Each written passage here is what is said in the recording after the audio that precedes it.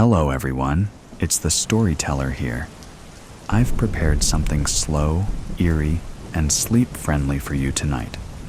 Don't forget to like and subscribe, and let me know in the comments. Are you drifting off already, or still wide awake? Stalled. I'm not gonna take a dump in a public restroom. I'm not gonna take a dump in a public restroom. I'm not gonna... Damn it. I'm not gonna make it home. And it's right there. That grim, concrete bunker masquerading as a sanctuary of sanitation. Sickly 40-watt bulbs over twin entrances generating just enough illumination for the beast to be visible in the night. Barely there, beacons of hope guiding desperate travelers to safety. Or to ruin if they function for a siren. Which to me, they always have done. Late night, deserted park, squat building lurking like a gargoyle. Hard pass. I haven't avoided that place for 35 years, only to let it pounce now. I'll keep walking. It's only 15 minutes. I can hold it. I can make it. I can... Fuck. I can't believe this shit. Literally. I don't do public toilets. At school, at work, in restaurants, anywhere. My schedule has been refined over the years to ensure it's never a requirement. My plans are meticulous. My itinerary for every occasion is drafted around preparatory expulsions and drainage. The first 3 items on my agenda before any excursion are always be clean, be presentable, be empty, quickly followed by have phone charged, cash in wallet, and an escape plan, though these are secondary considerations. I can get away with screwing up on those. Bladder, too, can be humored if it refuses to comply, though with difficulty and potential for embarrassment. Empty bottles, vacant alleys. It can be done. Bowels can't. Not in any way, shape, or form. Don't even go there. And yeah, there have been close calls. Various delays have led to some near-catastrophic misses when my schedule got shredded by forces beyond my control. Like tonight. When I broke a golden rule by chatting longer to a Tinder match than I should have, missing the 10 o'clock bus. It was dumb, but things seemed to be going well, and I liked her. Could have predicted the "had a lovely evening but didn't feel a connection" text I received 10 minutes after saying goodnight and boarding the later bus. But I let my guard down because she played the part of interested well. My bad. I was kidding myself anyway. Not like it was going to last, even if we did decide to continue. It never does. I was already on dangerous ground at that point, but it would have been okay if not for the bus taking a meandering route through every unpronounceable village in the county and getting held up by roadworks at midnight. Okay, maybe it makes sense to re-tarmac roads when there's less traffic, but still, 30 minutes onto a 60-minute trip, and by the time I disembarked, my gut was groaning. Haven't been this close to the edge in decades. The pressure, the persistence, the pain. Stumbling along like a drunken gazelle, clenching my butt cheeks, trying to think happy thoughts. But I can't. Something's up in there. I can't hold it. Not for 15 minutes. Not for 15 seconds. It's coming out, and I have to go in. To the belly of the beast. To a urine-soaked germaphobe's nightmare. To that den of depravity, again, after 35 years. FML. I bite the bullet and veer off the path, half running, half tiptoeing across a narrow strip of grass to the concrete slabbed perimeter around the monolith. It seems to inhale sharply, holding its breath as I approach, like a slumbering, concrete apparition, solidifying its presence in readiness for a reunion. I almost stutter to a halt as I reach the entrance with the faded male symbol on a scratched Perspex panel alongside. I haven't seen that up close since '89. and just being here now makes my stomach clench tighter than my ass. I want to turn, walk away, give up, and just shit my pants. But I can't let this haunt me forever. There has to be a time to face the past. That moment, apparently, is now, because my feet keep moving, and next thing I know, I'm inside, feeling like I'm 13 again. The smell hits me first, a mix of stale urine, bleach, and something rotten that almost resurrects the sushi I devoured 2 hours before. Until the familiar surroundings my eyes drift over, cause it to cower back down inside. I focus on the stalls at the back of this ceramic-tiled crypt. I keep my eyes forward, avoiding the cracked mirror over the grime-coated sink, the crude graffiti on the walls, the trio of yellowed urinals that leer as I pass, like dirty old men with pissed pants. Beneath my feet, crumpled tissue and puddles of stagnant liquid squish and splatter. Above me, fluorescent light tubes flicker and fizz. What am I doing here? I almost spin on my heels and head straight back out of this reeking vault, but my gut screams and the battering ram in my bowels launches a fresh attack, splintering the castle doors and poking through. I rush into a stall, not the one against the exterior wall, or the one in the center. The one to the right, I trust is safe. Just get it over with, I think, banging the metal door shut and sliding the lock. I undo my belt with one hand while curling the other inside the toilet dispenser to feel for a telltale sheet. Safe. But even if it was empty, there was no stopping this now. Button open, zip down, pants dropped.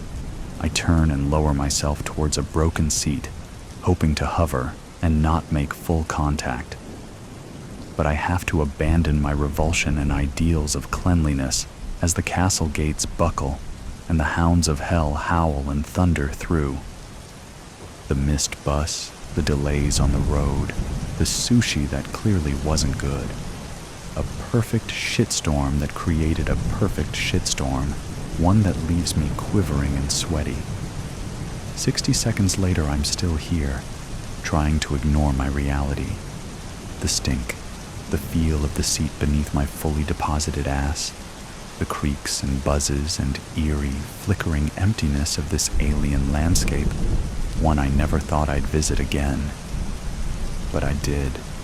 I came back, and it didn't kill me or send me screaming into the deepest pits of despair.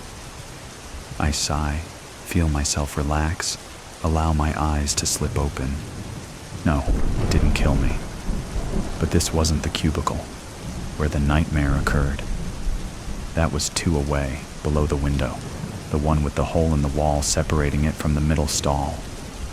The hole plugged tight with tissue paper, like the one I see next to me now, as I turn to pull the flush handle. Was that there when I came in? How did I not notice? I took the time to check the dispenser. How could I have missed what was opposite? Was I that blinded by the urge to evacuate that I overlooked what's haunted me for decades? The hole in the cubicle wall with the scrunched up tissue securing it, keeping its purpose a secret until an unwitting victim comes along, innocently locking themselves into a vertical coffin, lowering a protective barrier of clothing, exposing themselves to the evil forces lurking on the other side of a flimsy plywood panel. A patient predator that chooses its prey wisely. The young, the vulnerable, the meek, sitting there and festering in the middle stall of 3, biding his time until an opportune moment arises and the trap can be sprung, until the plug can be removed, clearing a roughly carved 3-inch diameter passage between the domains of decency, like it was 35 years ago, and is again now. I can't move. I can only sit, trousers around ankles, ass glued to the seat, beads of sweat on my brow as I see the ball of tissue vanish. Hear shuffling, furtive sounds from the neighboring cubicle as the sound of the flushing water fades. observe a flicker of movement in the darkness beyond the hole. And then, with a hiss, something shiny and serpentine slides through. A snake with glistening scales slithers an inch into my stall, then another. Its body flexes and sways. It tastes the air in my direction with a forked tongue. My breath catches as it stretches closer. Its tongue gleams. Its fangs drip venom. Its empty eyes stare into my soul. How is this happening? How can there be a snake? I want to shout, stand, run, but I'm frozen to the spot. I'm afraid a noise will make it angry. I'm afraid a movement will make it strike. I'm just me, here, alone, with no one to help me. I have to be still. I have to be silent. If I just keep quiet, it might not hurt me. If I let it do what it wants, it might leave me alone. Just let it do what it wants. Number. Its eyes entrance me, drawing me deeper. Its undulating body hypnotizes. It knows me in a way I thought I'd forgotten, and it thinks it can use that against me. Fear-infused silence presses down on me, filling the air with the same quiet dread I remember, but I'm not going to sit here and take it. Not this time. I'm not a kid, cowering against a dirty cubicle wall. I'm a grown man, and I don't have to let that thing touch me. I'm not going to let it attack. I twist, grab the cistern lid, faster than I should, but I don't care. Bite me if you want, I think, lifting the heavy porcelain. Bite me, and this time, I'll bite back. I don't have to. The snake is frozen, unmoving, beady eyes analyzing my every move as I break its spell.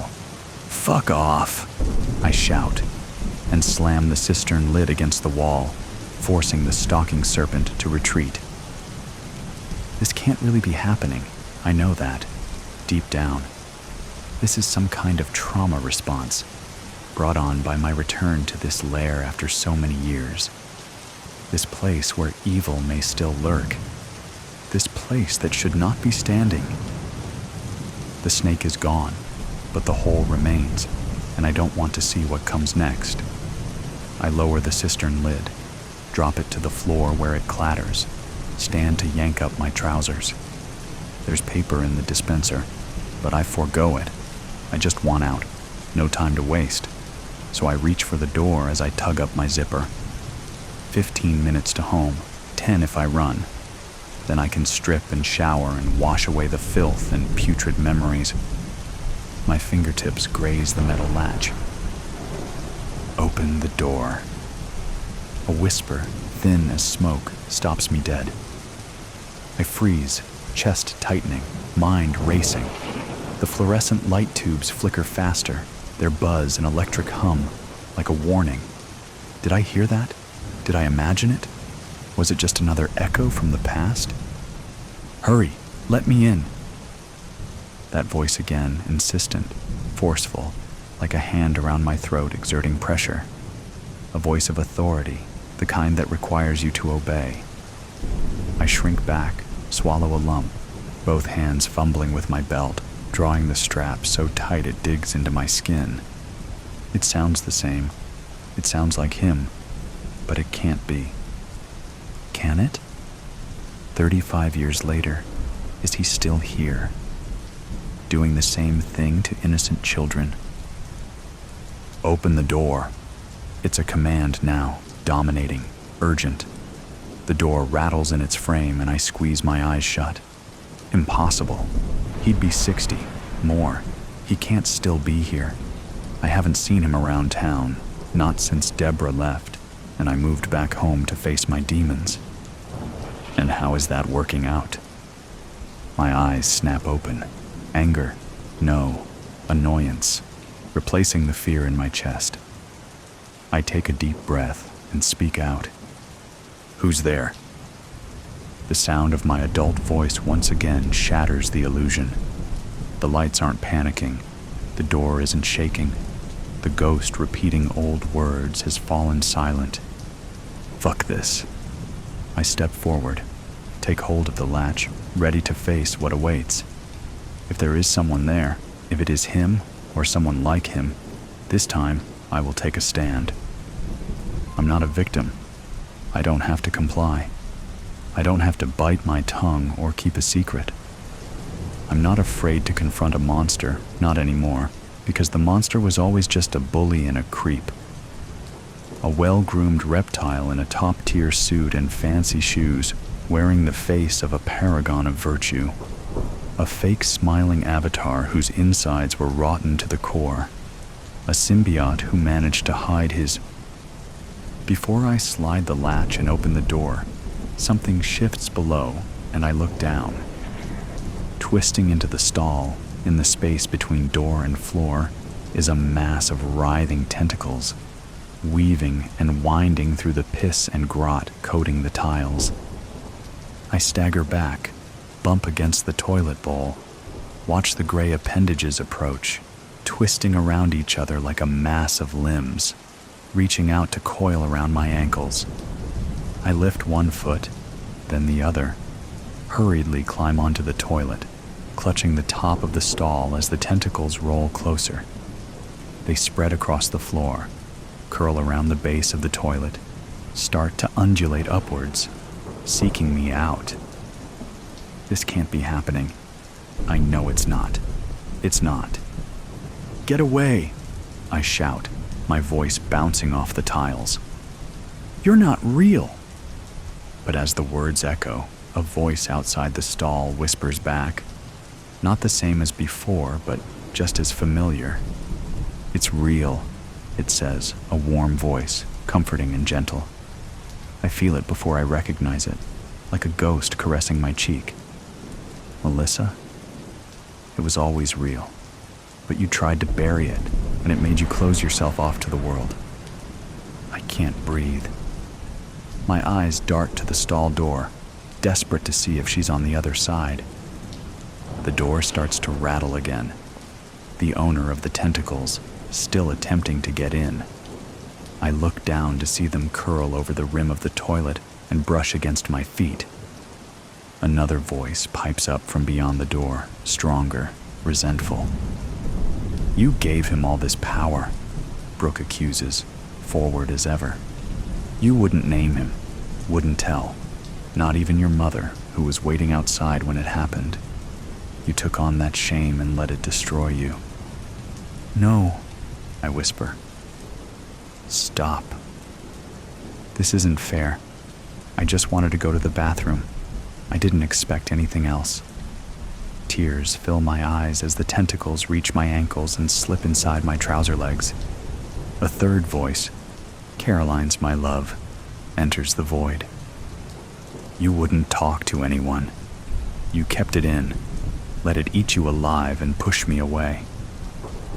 Her voice, like the others, stabs my heart and I tremble, blink, try to push it back in time where it belongs. Why am I hearing all this? None of it was my fault. I'm not the reason things never worked out. He is, that man, that perfect, upright citizen the town adored, the educator, the counselor, the patron of the arts and local charities. The polished liar hiding behind crumpled tissue and scrawled numbers on bathroom stall walls. He did this. And what are you going to do about it? That same low voice returns, snapping me back to attention. You think you can keep me out? Locked door or not, I'm coming in. I jolt as something slams against the door, and a length of garden hose slaps over the top, thick and black, swaying as if it's alive.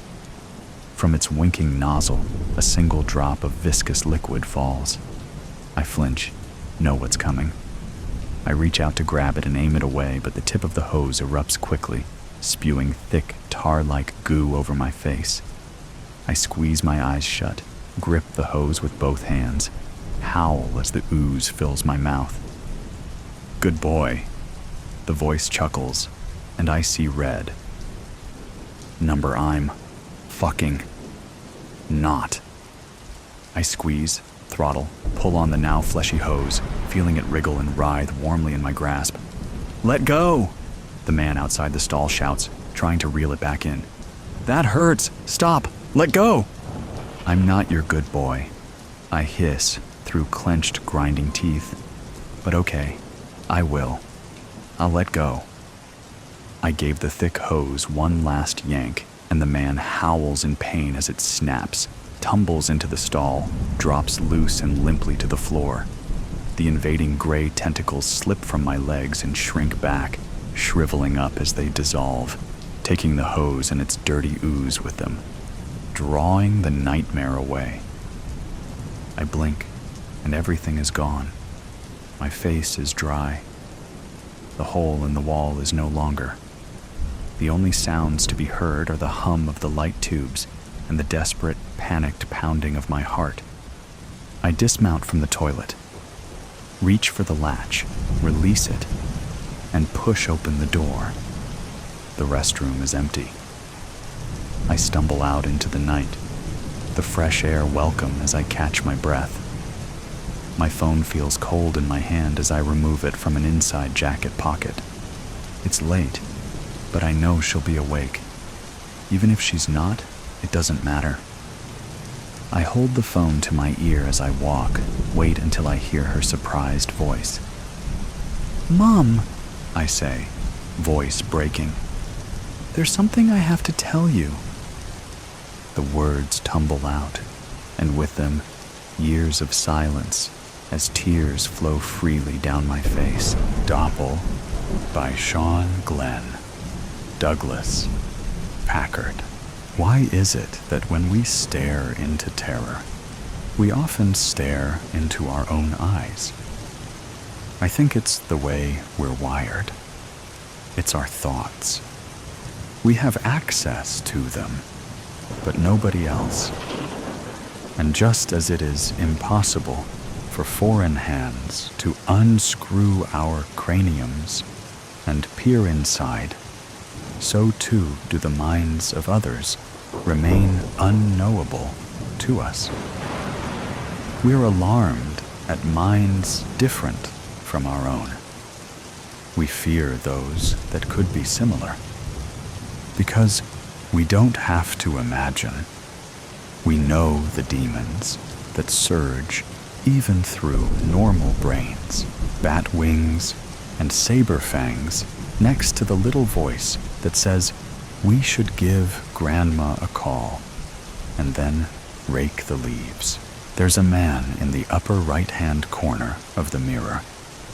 His eyes are my own. Doom.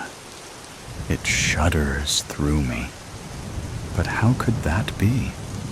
Russet leaves swirl down from above. They dance in the copper mid-autumn light. It's Saturday at the farmer's market. Children dashing gleefully through cool grass. Fathers in pursuit. Toddlers clamoring at their mothers for another bite of sugary muffin. Cream cheese frosting from the last one, dolloped on the tip of their nose. Peruvian coffee and cheddar frittatas in the air. Fall bounty everywhere. Squash and sweet potatoes, and kale, carrots, beets, and pumpkins. So why does it feel like eternity on the chopping block? And where did my Doppel go? He was just there, with me in the mirror. But now he's gone, like a shadow that's changed in the sun. Like a memory I'm not sure is real. I put the sunglasses back on the rack. Knick-knacky things to pick up and try on, but never to buy. The woman behind the booth sighs. More DNA on her merchandise. No money in her pocket. He's stopped to order a London fog. He tips big, rolls a $10 bill into a thin pipe before sliding it into the glass jar while the barista works. There are brownie sample bites next to the register, and he tries one. A young mom clips the heel of his boot accidentally with her stroller and apologizes profusely. Silver smile. "It's no problem at all," he assures her. "And what's her name?" he asks, pointing to the interior of the carriage. "Katie," she says, and blushes a little too red for her husband's liking. They hurry off, but she glances back, and that will certainly become an argument in the car. "Thank you, darling." He collects the drink from the countertop and sips. He stuffs a folded-up napkin in his back pocket and heads for the parking lot, a leather bag the color of tobacco in his left hand. He's got on a tanned wax canvas jacket and denim trousers, black boots, buffed, something nice to preen in, and a hat, beaver pelt, or rabbit fur, I'm not sure. A modern cowboy that is the Doppel of me. Then something surprising happens. My feet begin to move towards the parking lot after my Doppel. For what? No reason I can grasp. Nothing logical that would not fall outside the purview of lunacy. Who can justify following anyone without their knowing? That's stalking. And stalking, by its nature, belongs to the realm of the unwell, or the paranoid, or psychotic. But who could possibly come across their twin and let them go as easily as a penny on the pavement? Nobody. I know, because my Doppel is in front of me, and my feet are moving, and there is nothing I can do to stop them. My conscience is shrieking. Stop. Right now. Stop. Before it's too late. It's already too late. I can't stop. He pops the door of a black Chrysler wagon. He tosses the leather bag into the back seat and gets in. The engine roars to life, and he peels out of the lot. The sun glints in his driver's side mirror as he goes. I jog to my Forester and jam the key in the door. I jump in and fumble with the stick shift, spilling the stale coffee parked in the middle console cup holder.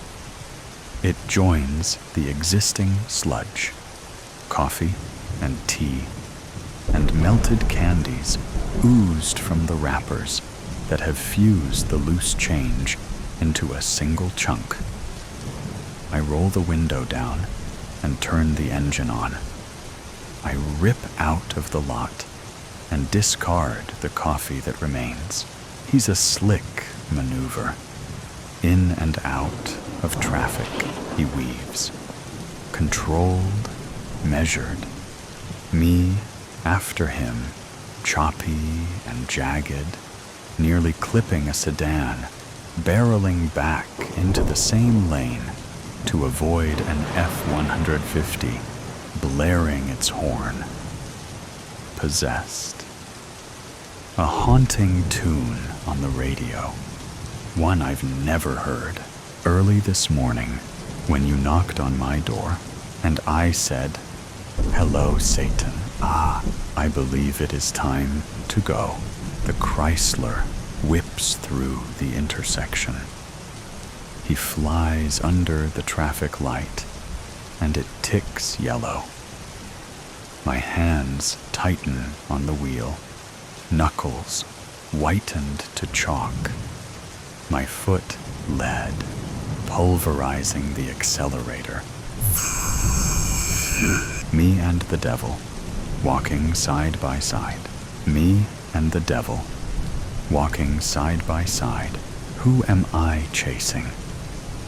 Him. Who is he? Me. Not me. He looks like me, but he is not me. And I am me, and I'm chasing him. My thoughts are whipping. Why can't I let him go? The sun has dipped below the hill. A chill creeps across the windshield. Darkness thickens. I give the man more distance in these residential blocks, so he remains unaware of me. His speed slows, and he crawls along a few more yards before halting entirely. The interior lights extinguish. I kill my engine at the stop sign a block away, scared to venture too close. A few minutes pass. Then the driver's side door opens, and he emerges. He gathers the leather bag and heads into the house, a bungalow with a converted attic that peeks out from a window above the entrance. When I was 7 years old, I saw a boy beaten so bad he had to be induced into a coma. My mother let me walk home from school as long as I called her at work, exactly at 3:30, to let her know I was home. Walking a few blocks in your own neighborhood wasn't considered negligence back then. There was an alleyway, hidden from the road, that abutted an abandoned property and an empty lot overgrown with weeds. My mother told me to avoid it, but I was a kid, and it was faster. So what was the harm? 4 boys encircled him, shoving him back and forth like a rag doll. They were older than me, maybe 13 or 14. The boy being terrorized was half their size and already roughed up quite a bit. He had a gash in his lip and a dark spot on his cheek that would certainly be a bruise tomorrow. A rip in his arm sleeve. They pushed and taunted, slapped and cackled. I hid behind the dumpster and cowered, unable to help, scared to retreat since they might see me. What happened next is seared into the unforgettable part of my brain. The chief Neanderthal raised a rock over his head.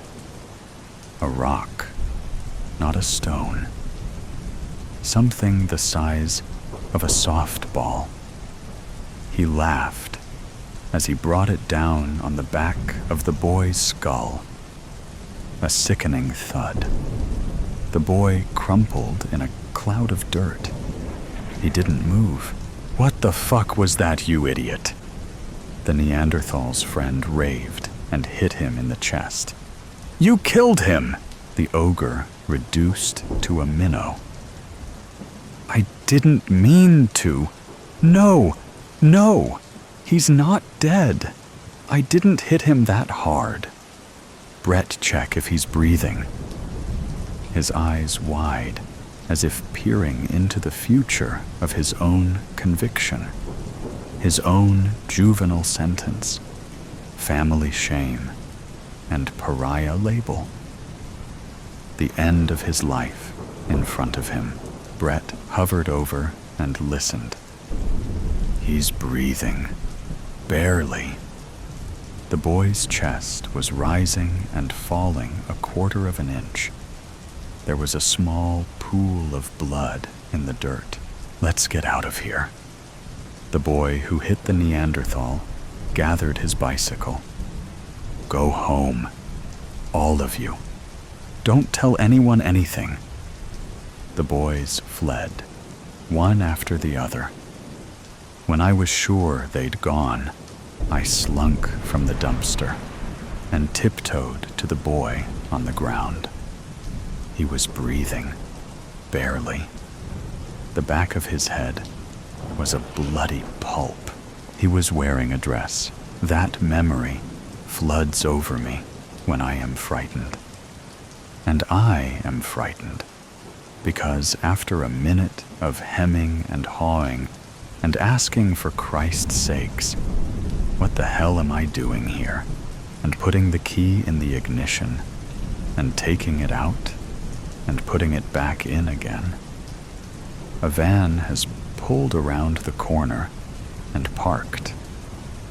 Two men emerge, one in a loden raincoat, the other in a black wool sweater. They open the sliding door of the van and rifle through a black duffel bag. They close the bag up, slide the door shut, and head for the house. Before the man with the raincoat can conceal, I see it. I'm sure it's a pistol. 2 taps on the front door. They ring the doorbell. No answer. The man in the raincoat cracks it open. He slips his foot in and draws his weapon from his hip, slick so as to be concealed from the street. Then the two disappear. I am by myself, stunned. My brain is racing. What do I do? Who do I call? Should I just start laying on the horn? My nerves are boiling inside of me, my mind clouding over. Call the police? Tell them what? That I stalked a stranger I thought was my Doppel to a place I've never been, and there are 2 armed men after him in whose house I don't know? 5 minutes zoom by. I have to do something. I don't move. A gun barrel on my temple. Cold, freezing. My toes tingle beneath me. Weight and feeling gone away. 1 click, and I'm gone. I'm gonna get in. Shut the engine off. Slide over. Don't make a sound. I do as I'm told. I kill the engine and climb over the stick shift. He sits down and closes the door. My Doppel stares into my eyes. You with them? There's no saliva in my mouth. It's all evaporated. It comes out hoarse, quiet. I don't know who they are. I don't know who you are. His face stern. But you did follow me here. I nod. Yes. Why? My fingertips are itchy. The barrel is pointed at my heart because you look just like me. It sounds preposterous. Whatever I've stumbled upon, this is fate. A moth to a flame, and me to my Doppel. Caught up in something I don't know, don't understand, and couldn't have foreseen. Paying the price for a bill that is not my own. I can see myself crushed into the dirt. Now I'm wearing the dress, and they've scribbled epithets on my forehead and forearms. The usual offenders.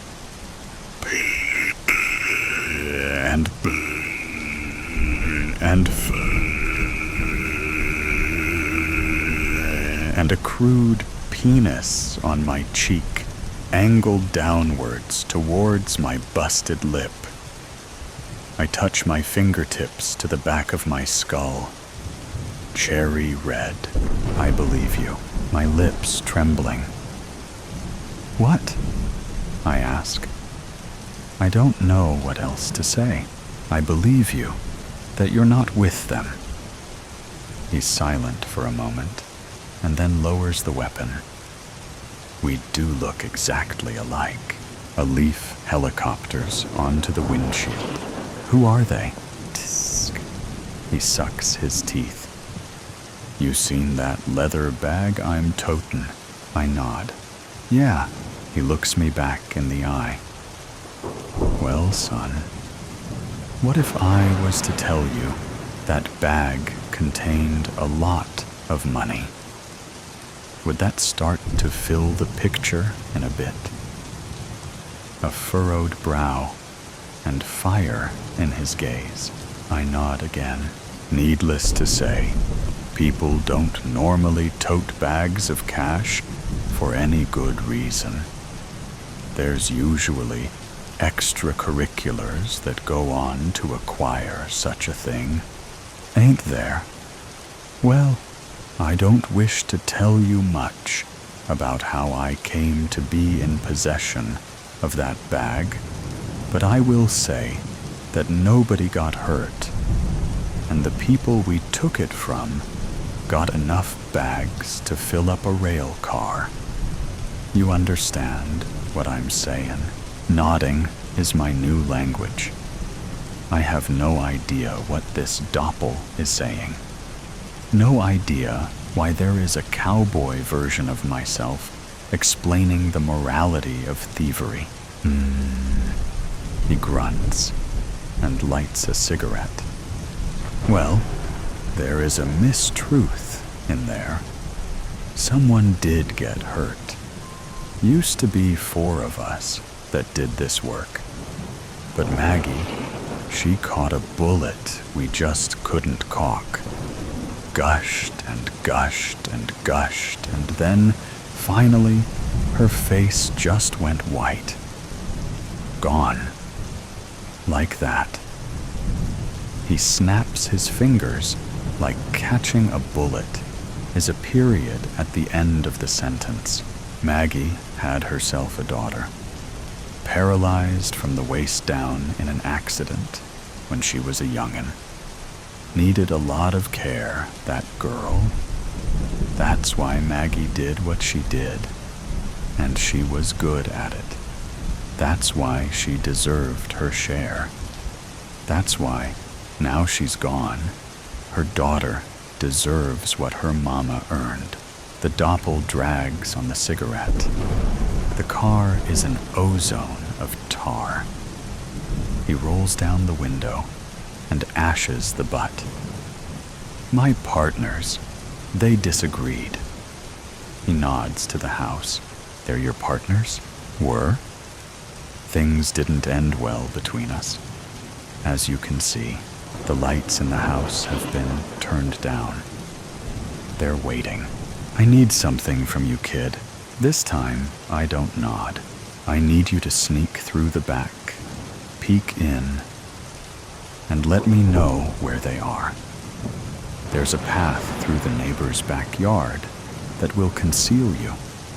Leads all the way to the cellar doors, hidden by the brush. It's unlocked. They'd have no reason to be in the basement. They're waiting to ambush me upstairs. Slide in, text me where they are, then get out of there. He rips the cigarette that is now a fleck in his fingers. I'll do the rest. No. Fuck no. No way. I say these things, and then I lunge for the door. Fuck the car. Escape. Run. Figure it out later. Get to safety. Flee from this Doppel. Now the boy that was attacked is in a new dress, but this dress is a hospital gown, and there's gauze over his face and head left over from surgery. The green line of the heart monitor blips meekly. I can't say no. This man has my face, and I trust him. He's magnetic. I nod. I reach for the handle, and the Doppel brushes my shoulder. Take this, just in case. It's a revolver with a walnut grip. My feet move me. Around the block, and then through the neighbor's yard. Hugging the fence line, and then dashing to the cellar doors. I duck in and pull the lever closed. Quiet. So quiet. Breaths now could be catastrophic. My heart pulses in my esophagus, palms with lakes pooling in them. I tiptoe to the stairs and then inch my way up, one by one. No creaks, no breaths. I edge the cellar door open, my eye in the narrow slit, hidden by the darkness. One at the kitchen table, the other in a living room chair, facing the entrance. There's something wrong. Both of their heads are jerked upwards, twisted grotesquely to the ceiling. If I'm wrong, then I'm a dead man. But I'm not wrong. They are the dead men. I push the door open, and there is no rush to kill me. No commotion at all. I'm too afraid to flip the lights. I sneak over and immediately collapse to my knees, dry heaving. I force myself to keep the bile down, eyes watering like faucets. Twin crescents carved from ear to ear, the both of them. Exposed vertebrae, horror-filled eyes, like they'd seen the devil. Nothing less. The devil. The front door explodes open, and officers pour in. There are red and blue flashing lights in my periphery. Melted candles of color, blurring my vision from the smoke bombs. Get on the fucking ground, now! Get down or you're dead! The boy that was attacked avoided brain death, but he lived with disability all his life. I never told my parents what I saw. I didn't tell anyone. I was too scared. On a lonely highway in the moonlight, the Doppel turns the radio knob. See? Don't see why. People dog me around. It must be that old evil spirit, so deep down in your ground. He turns the volume up, all the way up. Into the night, he shouts, I'm a dark mirror hound. Remake. Chelsea Bonifade was a dirty blonde, hazel-eyed, nervous wreck. There was no Shakespearean way to put it. A sneeze had the girl run for cover, like a live grenade was tossed in her direction. She found solace in books, and yet she would see a library as too crowded for her comfort. If being an introvert could be mathematically cubed in real life, it would be her. A hall of mirrors stood before her, each one illuminated by a light inserted into the ceiling. At the behest of her date, promising that this would help with her anxiety and nervousness, she walked through the doorway and started her navigation, reflecting on not just the images before her, but on her memories of the past few weeks. For some reason, Tony Palmer had chosen her over all the other girls. Perhaps their outdoorsy demeanors put him off, given that they would exuberantly throw themselves onto any handsome boy with a large sum of money attached to his family's name. Or it could just be a personal preference. Chelsea never saw herself vainly, plainly applying a basic touch of makeup upon her visage before leaving her home to traverse the routine grounds of the school. It was during a day of taking her lunch out to the grounds that she actually bumped into Tony, her lunch meeting his shirt and adding more starch to it than what had been previously applied. He laughed the event off, but Chelsea was surprisingly insistent on washing out her mess. If anyone else found out about this at school, she couldn't bear to show her face around anymore. As for Tony, he had been with her for almost a month, exercising the second most important virtue of any relationship, which is patience, even when she was ready to give up on the relationship. He would counsel her, asking her to give it a little more time. There must be a way for them to connect. Somehow, he told her, he had to bring out that more outgoing part of Chelsea. A carnival arrived in town during the fall, giving an opportunity to both. Chelsea never went to any event and hesitated in reluctance, but Tony insisted, pursuing this issue with the reason being that this could change her. Soon, she said yes. Tony meant well, she thought, as she stepped between the frames, and after gently bumping into a glass wall and gasping, she felt around and found an empty space on her left, which she turned and followed. As more of her reflections popped up, her heart started beating faster. It wasn't because of this place.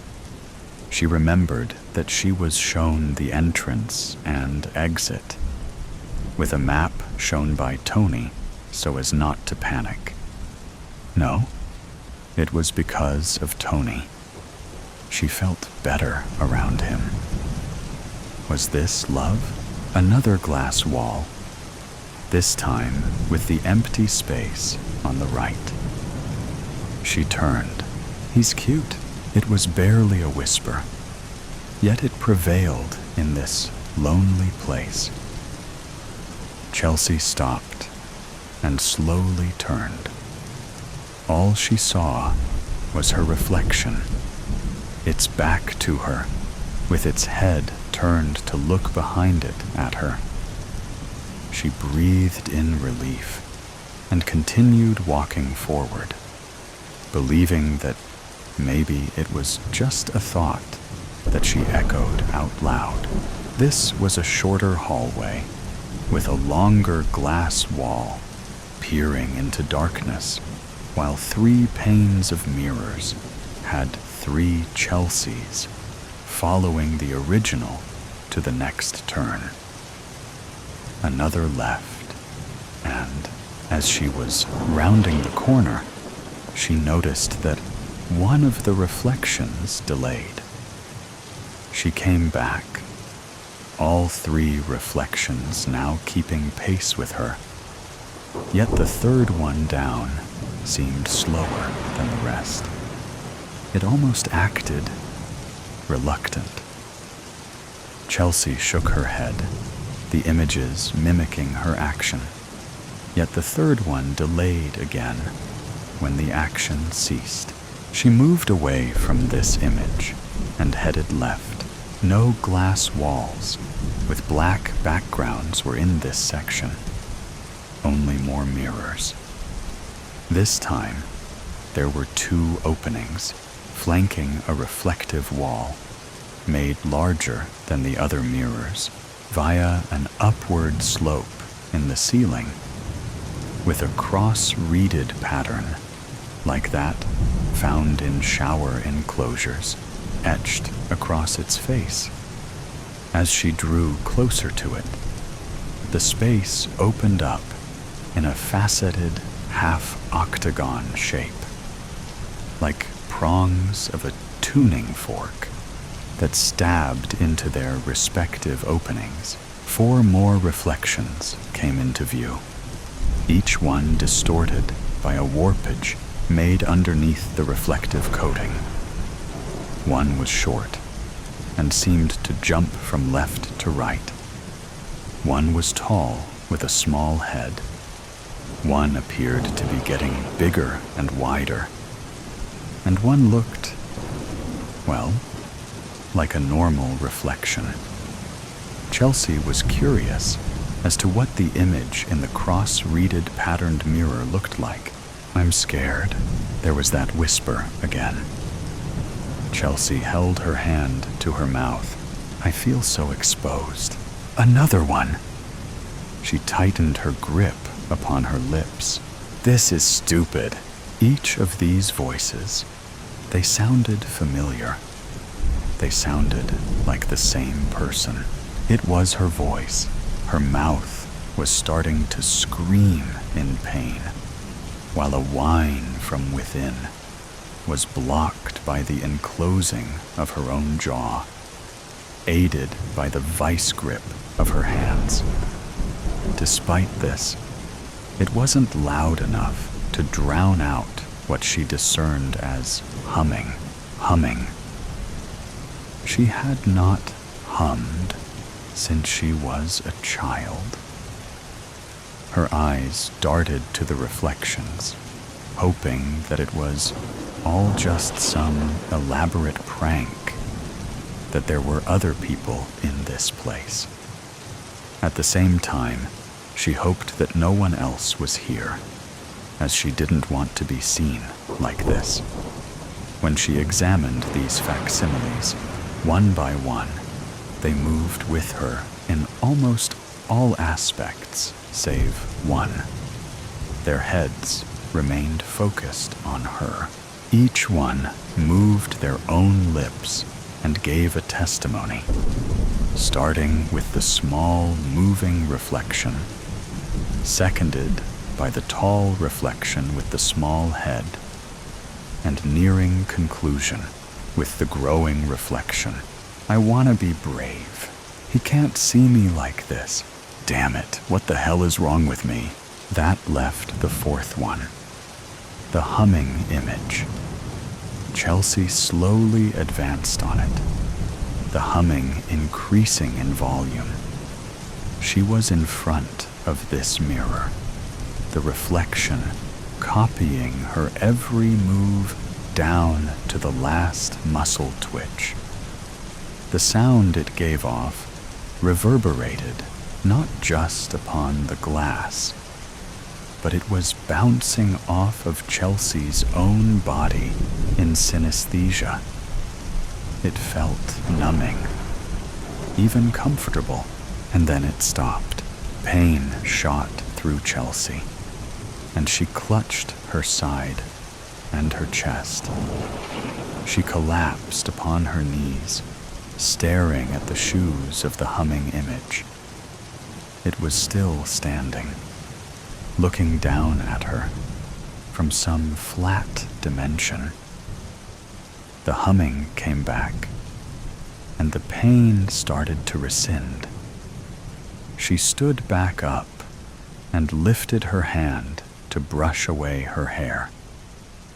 The humming image copied her movement, but when she lowered her hand back down, it kept its arm up and gave her a wave with scraggly fingers.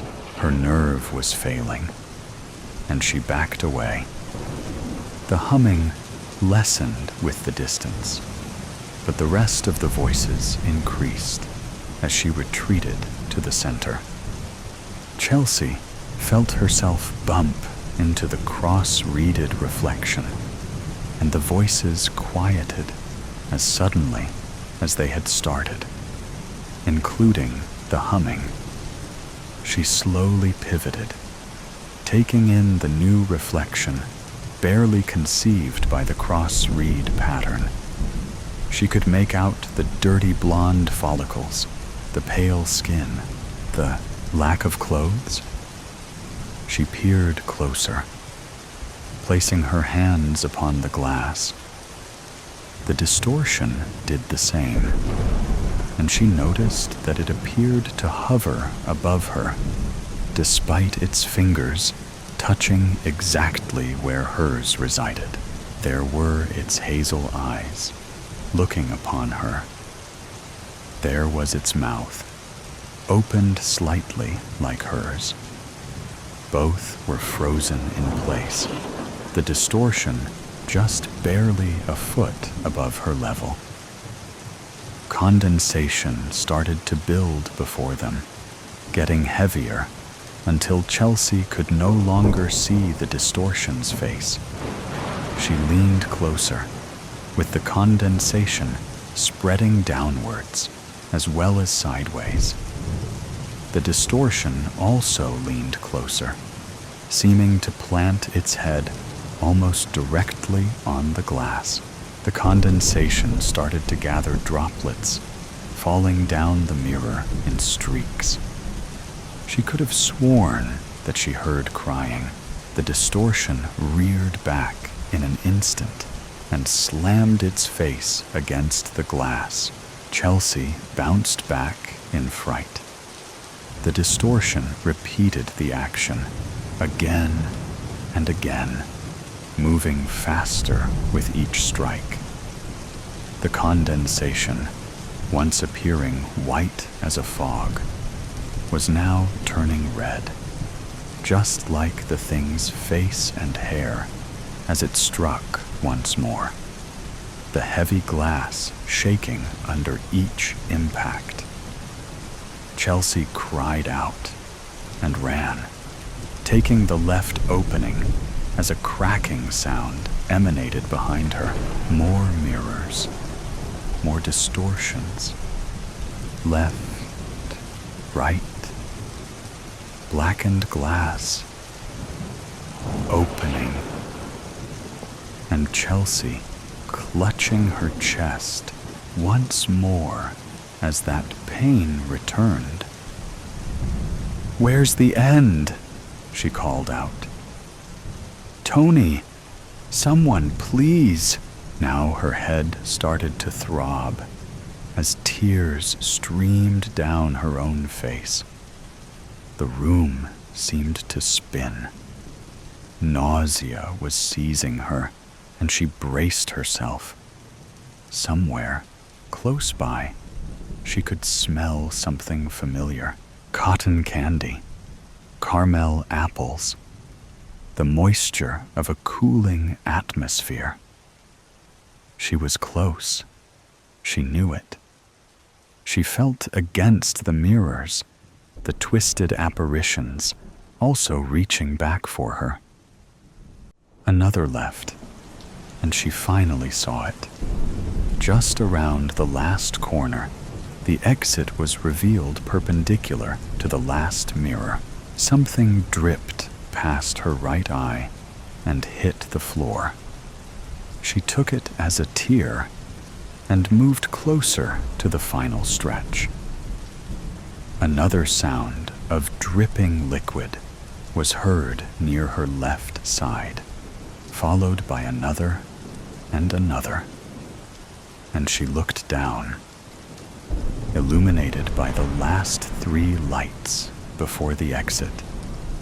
There was a growing dark splotch on the floor. She looked up, being greeted only by the dark gray ceiling and the final mirror. More drips. Confused, she brushed her hand through her hair, feeling something wet upon her scalp. She pulled her hand back before her eyes. Red blood? She sniffed it. But there was no metallic aroma. In fact, it smelled nice, like freshly shampooed hair. She felt around her head again. More red. This made no sense. She turned to the final mirror, The sight of her blonde hair, broken in so many places, with splotches of red, ramped up the already rapid drumming of her heart. What's worse was that these splotches appeared to be growing from around her head to the bulbs and tips, spreading even to the front.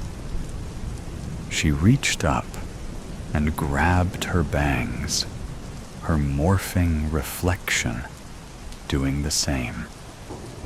Pulling her hair close to her eye, she could see that it was still dirty blonde. The reflection watched her panicked state with intrigue, releasing its reddening hair as she released hers. Her panic drained from her in that moment, a strange peace starting to seize her as the reflection smiled confidently. The pain was gone. The fear was shrinking. A coolness surrounded her, and she stepped back, the reflection mirroring her movements. She turned to look at her exit, just as this strange doppelganger looked out hers. They exchanged a glance one last time. Then they both moved to the threshold. Satchley. Fainbode walked out of the Hall of Mirrors, meeting Tony on the grass and kissing him on the lips. He pulled away, surprised at the sudden change in this young woman. "Hey babe, did you change your hair in the halls?" She smiled at him and caressed her auburn locks. "Yep. And then some," returning Marie. "Now before I say anything else, I just need to establish that I am not mad. I have every reason to be mad, but I'm not. I'm not mad. I've never been less mad than I am right now, even though I have every reason to be madder than I've ever been in my life. To the best of my recollection, you were not working here when I came in on Sunday. I'm sure I would remember somebody with as many piercings as you, especially with you being such a young lady and all. I'm sure I would have made some sort of comment about how you don't have a wedding ring on your finger. And that's probably due to all those cartoons you've chosen to imprint upon yourself. No. When I came in here on Sunday, there was a rather old man working behind the counter. I told him I was looking for a rug because my mother-in-law is coming to town, and whenever she comes over, she expects me to put out all the gifts she's gotten me over the years. 18 years of marriage, and she expects to see everything she's ever bought as though my home is some sort of Daphne Rubite Museum. That's her name. Daphne Rubite. She tells me it's Latin, but who knows? The woman lies about everything. Why should her name be any different? Anyway, she got me a rug for Christmas last year, and it was so hideous that I kept it outside in the shed. But when I sent my husband, Griff, to go fetch it so we could display the awful thing, he said, it appeared somebody had broken into the shed and stolen it. Do you believe that? Somebody actually wanted that disgusting rug so much they committed a crime in order to have it. Not that there's much in that shed worth anything. But even the bags of dirt would have been a better choice. My word, I came in here on Sunday because I was looking for a rug that appeared similar to the ugly rug that was stolen. But despite this, allegedly, being an antique store, you do not sell rugs here. I believe I filed a formal complaint in that little suggestion box you have at the front, but I haven't heard any response yet. We can circle back to that later. When I expressed my disappointment to the old man working here at the counter, he offered to give me a discount on what he described as a rather interesting mirror. He went into the back of the store and came back with the item. I found it to be a bit too ornate for my taste. It was imitation gold, and the glass had several scratches on it. I told the old man that a discount would not suffice for a damaged object, but that I would accept it as a gift from the store, since I found it so unprofessional of him not to offer unattractive rugs. He took a moment, looked at the mirror, and then agreed to give it to me, gratis. The old man did not put up much of a fight, and I suppose I should have taken that as a sign that something was amiss.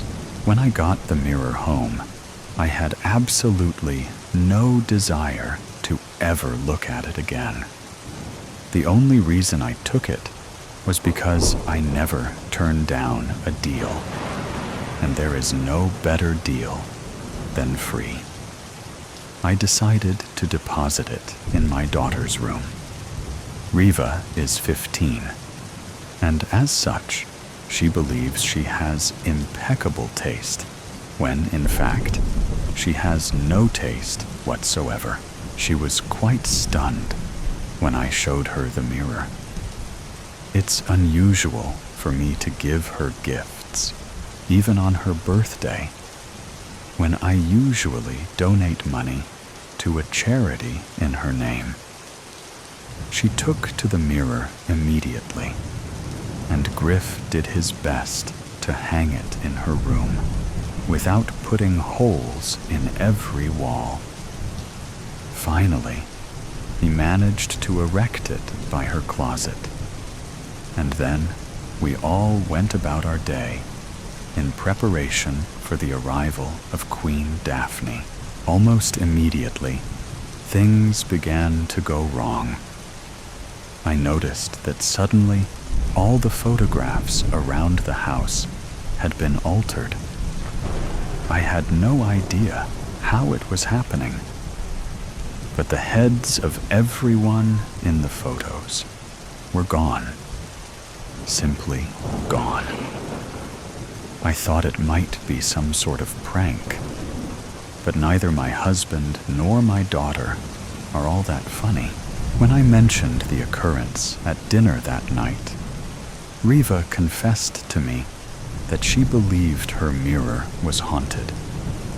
Not just haunted, mind you, but haunted by the ghost of Marie Antoinette. I would have chalked the whole thing up to a teenager's imagination. But my daughter is the least imaginative person you've ever met in your life.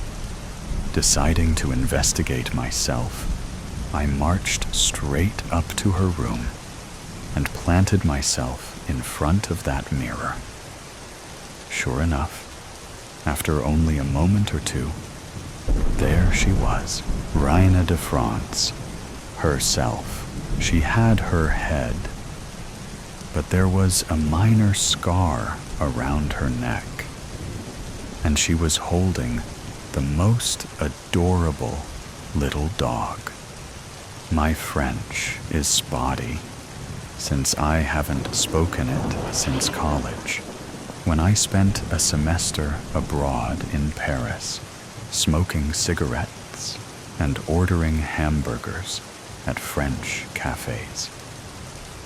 I managed to work out that the mirror given to me was once owned by Marie's great-great-granddaughter, and she had taken up residence in it since she found heaven to be rather dull. She was the one who changed all the photos, and she said she planned on committing even more mischief for as long as she was in my house, unless I donated her to a museum where she belonged. Well, if that stuck-up monarch thought I was going to relinquish my own property simply to avoid a little poltergeisting, she was sadly mistaken. I told Marie that she was now a guest in my home and would act accordingly, or I would see to it that her mirror was placed in the shed where some petty thieves might abscond with it, the same way they had with the revolting rug my mother-in-law had purchased for me. I was so invested in intimidating a dead Frenchwoman that I didn't even hear the front door open. Daphne had entered our house without knocking, shocker, and came right upstairs to greet Riva, because her granddaughter is the only person she actually cares to see. She arrived just in time to hear me relay to Marie the story of the stolen rug, and she was none too pleased. I turned to see her standing in the doorway, holding the most vile candelabra I've ever laid my eyes on. "Well," she huffed, "would you care to throw this in the shed as well?" Truth be told, that's exactly what I wanted to do with it. Over the next few days, I couldn't tell you who irritated me more, my mother-in-law or the ghost of Marie Antoinette. While Daphne did her standard passive-aggressive commentary on everything from my fashion choices. A woman your age wearing skirts? How brave. To how I raise my child. Would one birthday gift a year really be that bad? Marie preferred to be a bit more whimsical in her torment. The house was constantly filled with smoke, for no reason at all. It wasn't until I located the source of the smoke that I realized our oven was on high, and there was a cake burning inside of it. It might be true that she never actually uttered the phrase about letting servants have their pastry, but that's no reason to waste perfectly good food. I have no idea how she even put the cakes together in the first place, since we normally order takeout and keep absolutely nothing in our pantries. Another tidbit Daphne likes to use against me when she visits. "No sugar," she'll squawk. What kind of a household has no sugar? A skinny household. That's what I feel like saying, but I never do. If I hadn't known better, I would have thought the two of them were conspiring against me in my own home. Daphne blamed Marie when all my skincare products were suddenly smeared all over the bathroom walls. But I can't believe anyone that rich would willfully waste La Mer. Marie was definitely responsible for what was going on with Riva. However, my daughter suddenly began acting out. She was shouting about bourgeoisie and escargot and something about a pot de chambre. It took me a day or so, but then I understood that Marie was trying to possess the girl in order to have an even more effective way of terrorizing everyone in the household. Griff was no help at all during all of this, by the way.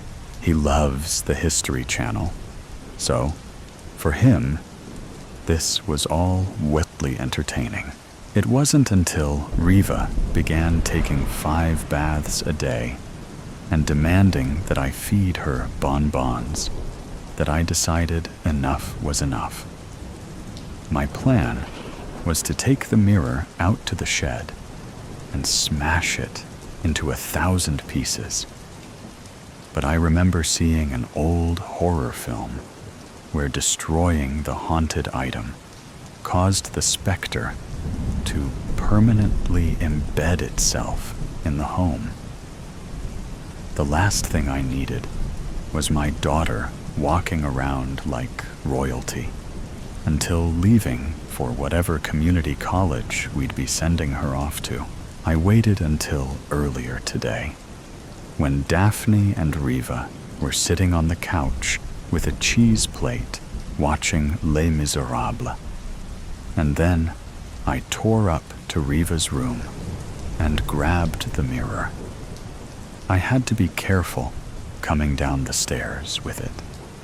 But luckily for me, they were engrossed in the scene where the revolutionaries were being slaughtered. "Brilliant," I heard Marie exclaim in French.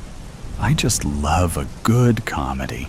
Somehow, all by myself, I managed to get this ghastly mirror into my car and drive it all the way back here.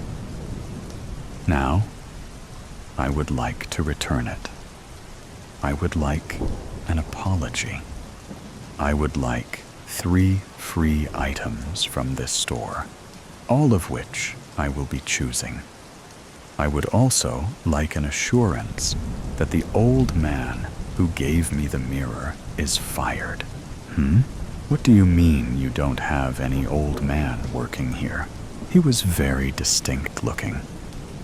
He had bifocals, salt and pepper hair, and his left ear was a bit lower than his right. Surely you must know him, the owner, all right?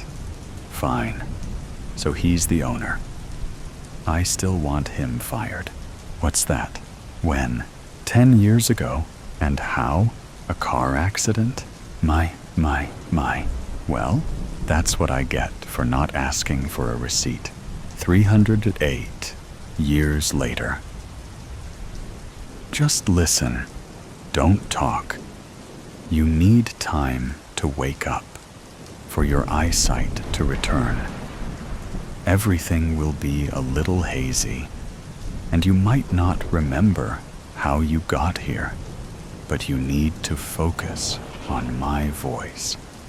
My name is Dr. Yadav. I tried to lean forward, but my body felt as if it weighed 100 tons. I barely moved an inch before I slumped back into the bed. This is going to be a lot to hear at once, but it's important that you know these things right away. In 2043, your body was suspended in an experimental bioamber, freezing your body until woken. You participated in this trial because you had been diagnosed with Creutzfeldt-Jakob disease and given 6 months to live. At the time of your diagnosis, researchers estimated that they were less than 30 years from finalizing a cure. How long? I coughed. A thin film of bioamber, tasting like burnt paracetamol, covering every receptor inside my mouth, nose, and throat. You can talk. That's excellent. Much quicker than the others. Excellent. Superb, he said, pausing to make a note. Well, I don't mean to use too much of an old cliché, but there's bad news and there's good news. The good news is a cure has been found, and it was administered before you woke up. Congratulations. You're free of Creutzfeldt-Jakob disease. The bad news is that it didn't come as quickly as researchers had expected. Tell me, I sputtered. My eyelids flickered as I tried to force them open. The agreement that you signed stipulated that you were only to be woken up after a cure had been found. The year is now 2351. You didn't know that it would take 308 years when you signed that document.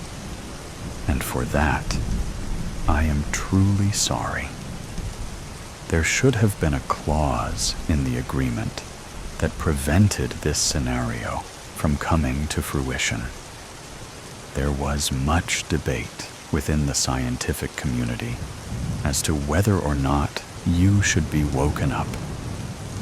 And I hope that you feel we made the right choice. Mr. Jones, welcome to the 24th century.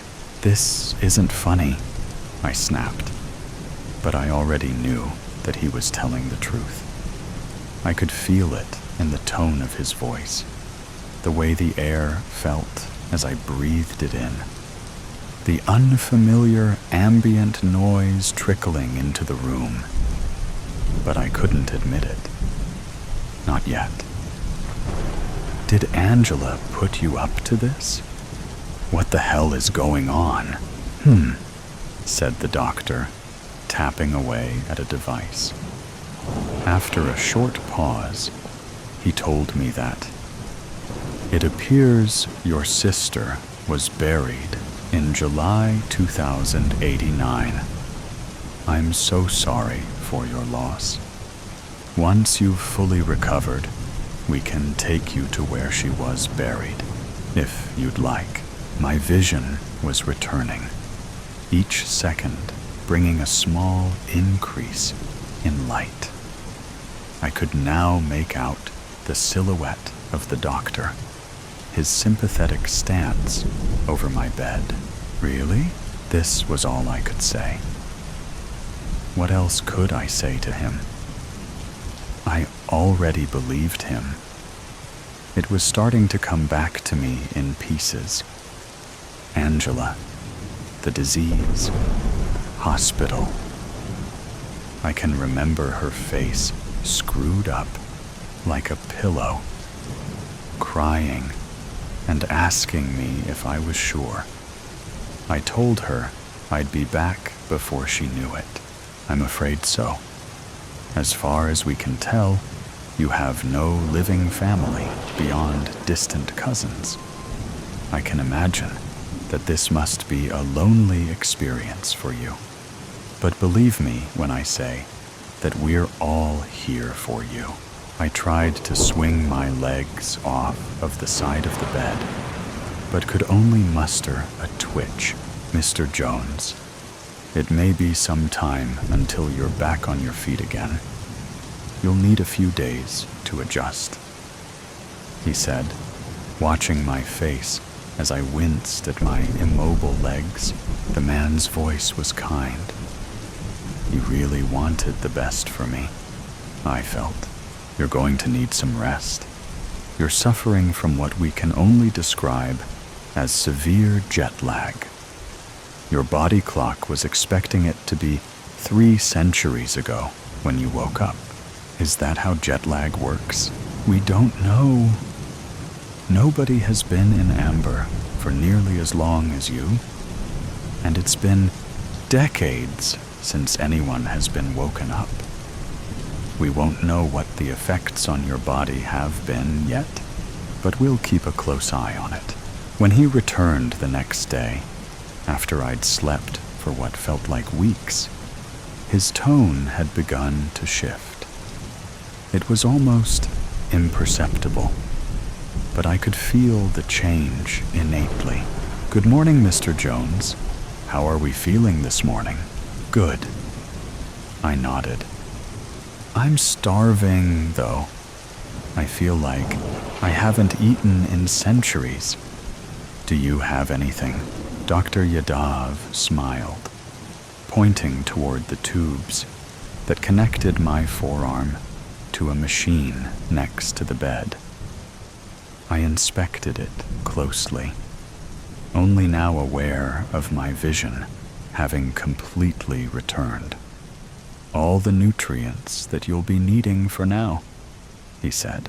I sat up in the bed, feeling a world better than the day before, but still weak and unable to completely support my body weight. "So, Doc, what's the world like out there? What's changed? Don't tell me. Flying cars, right?" The doctor exhaled, looking up, shaking his head.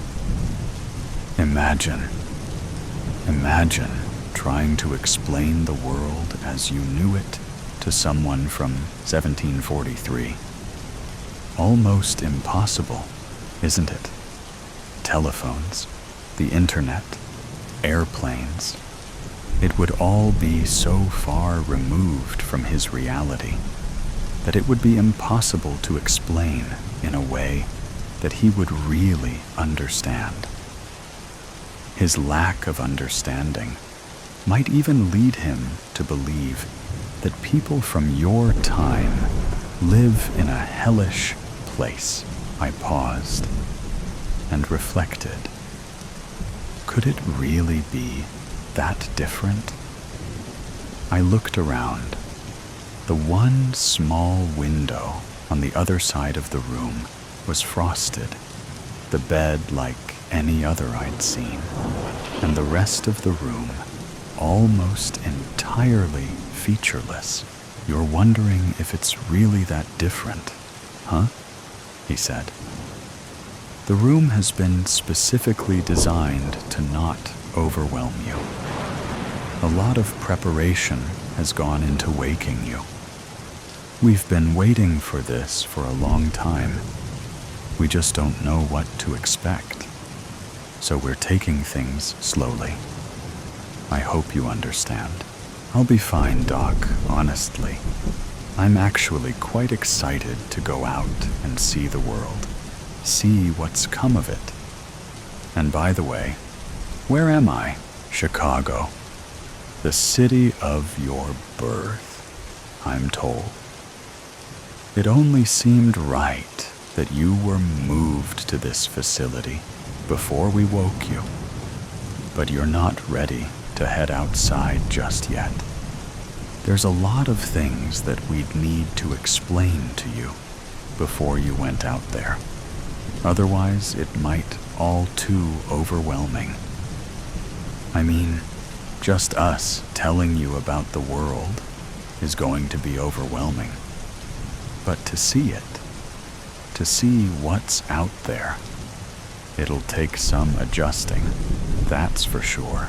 I'm sure I can handle it, but I'll take your word for it. When will I be better? Back on my feet? Only a day or two. As I said, what's happening to you isn't something that's ever really happened before, so there's still a few unknowns. Good. So, what next? A tenseness seemed to creep onto the doctor's shoulders, and with a twitch in his eye, he began to shift his weight from one foot to the other, as if suddenly disassociating and leaving the room entirely. "Doc? Oh, yes," he snapped out of his daze. "We'll need to run some tests. You're a man from the past. There's a lot we can learn about you. But it'll all be fine. Really, it will be." When he had told me that I had woken into a world 308 years beyond my own, his tone of voice told me that he was telling the truth.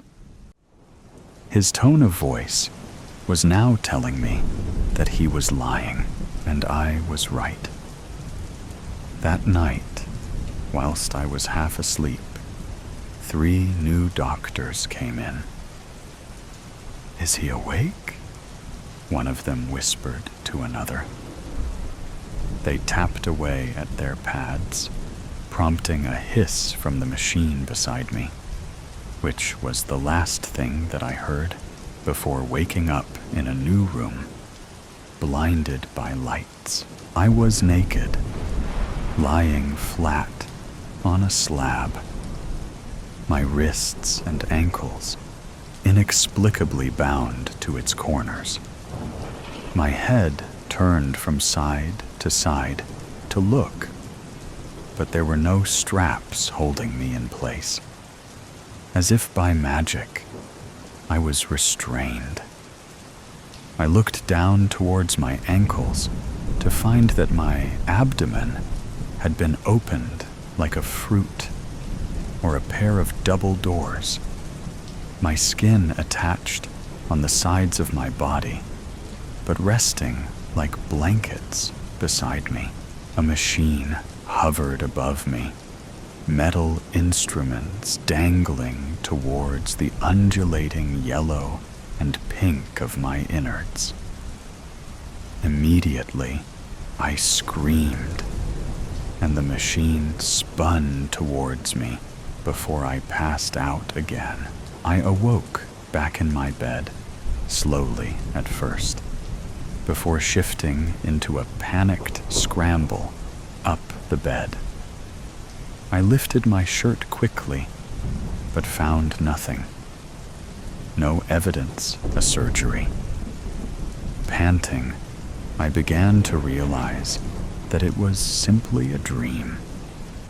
There was no other explanation. An awful dream, so vivid, so frightening, that if I hadn't had woken, I would have never known not to be reality. The doctor came in. "Mr. Jones, how are you feeling? You're looking a little sweaty. I'll get the heat turned down." He tapped away at his device. "Just a bad dream. I'm fine. I guess I'm just adjusting to being awake after all this time." Yes, when we're treading new biological waters, we're bound to discover new effects on the human body and mind. That's why it's important for you to stay here, under observation for the time being.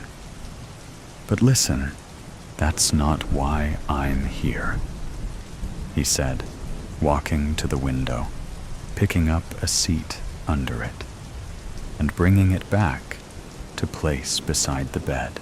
Sitting down, taking on a somber expression, he explained, "There is a legal responsibility as your doctor to fully inform you of your options, all of them.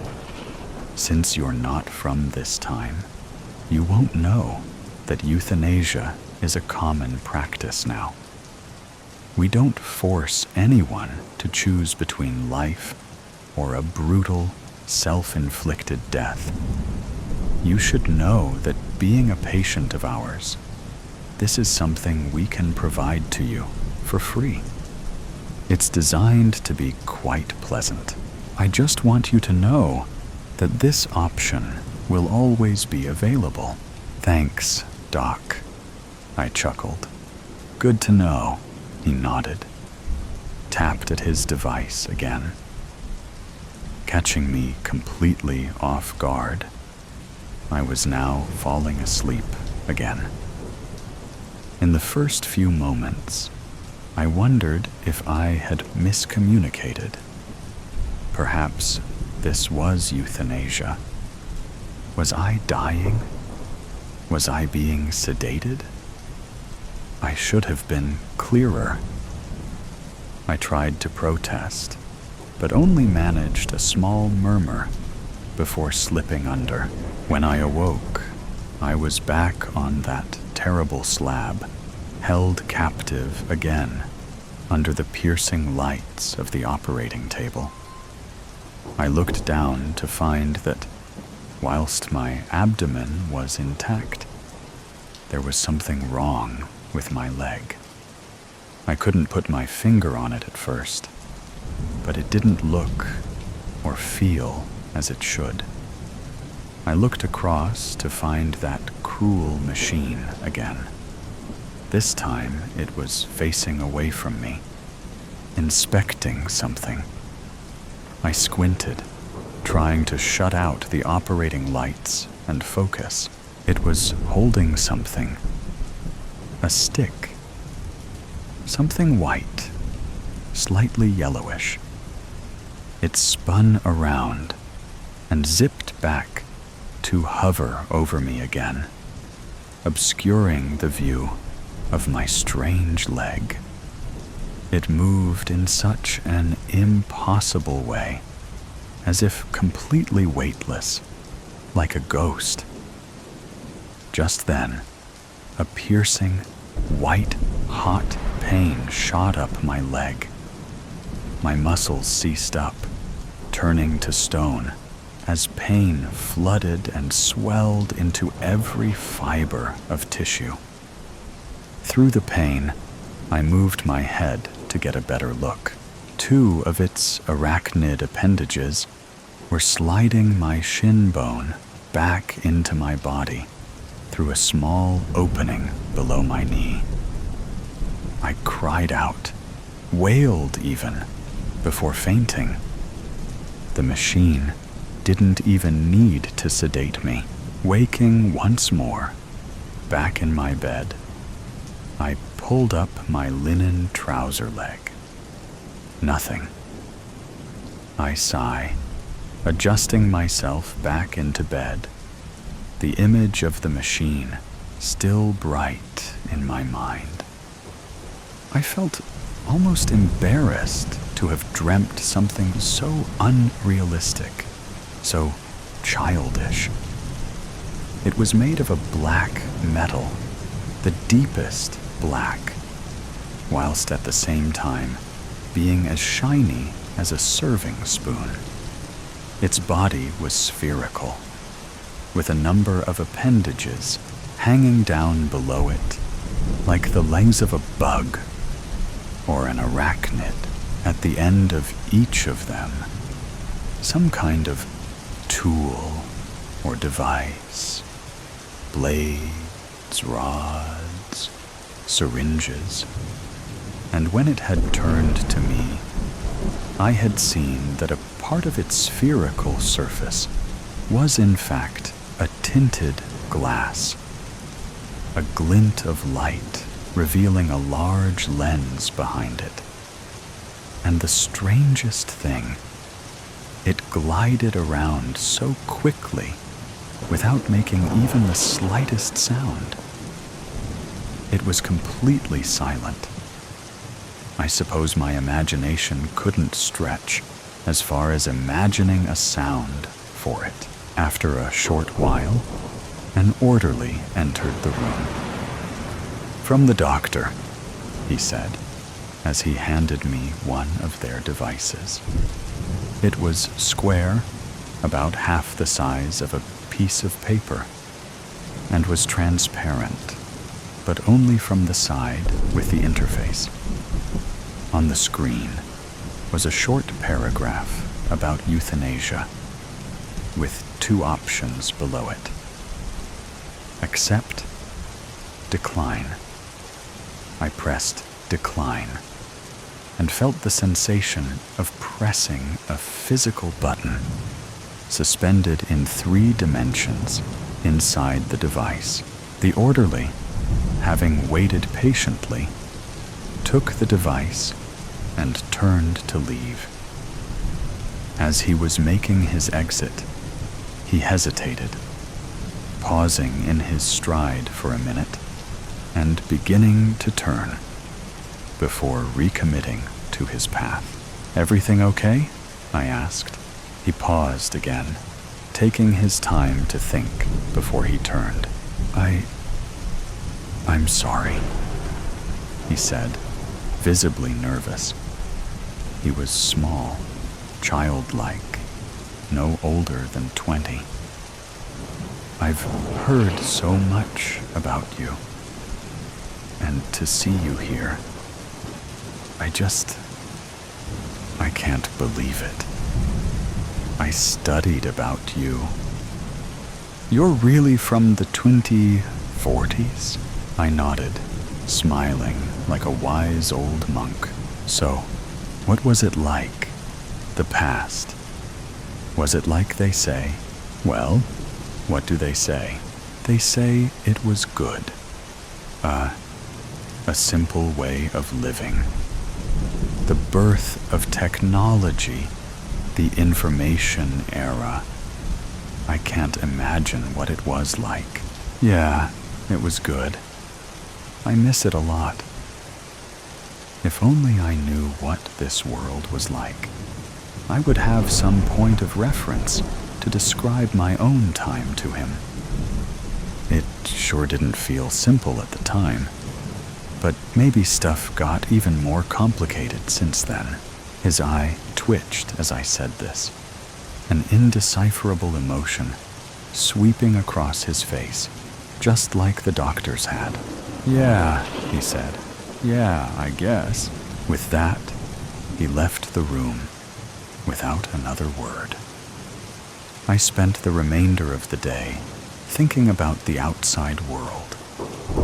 What could possibly be so overwhelming for me? Flying cars? A city in the sky? Or had they lied to keep me here and stop me from leaving early? It annoyed me that they hadn't even given me a clue. I'll take a peek, I decided. Tonight. I'll sneak out of the front door for a few moments. Take in the sights of whatever is outside.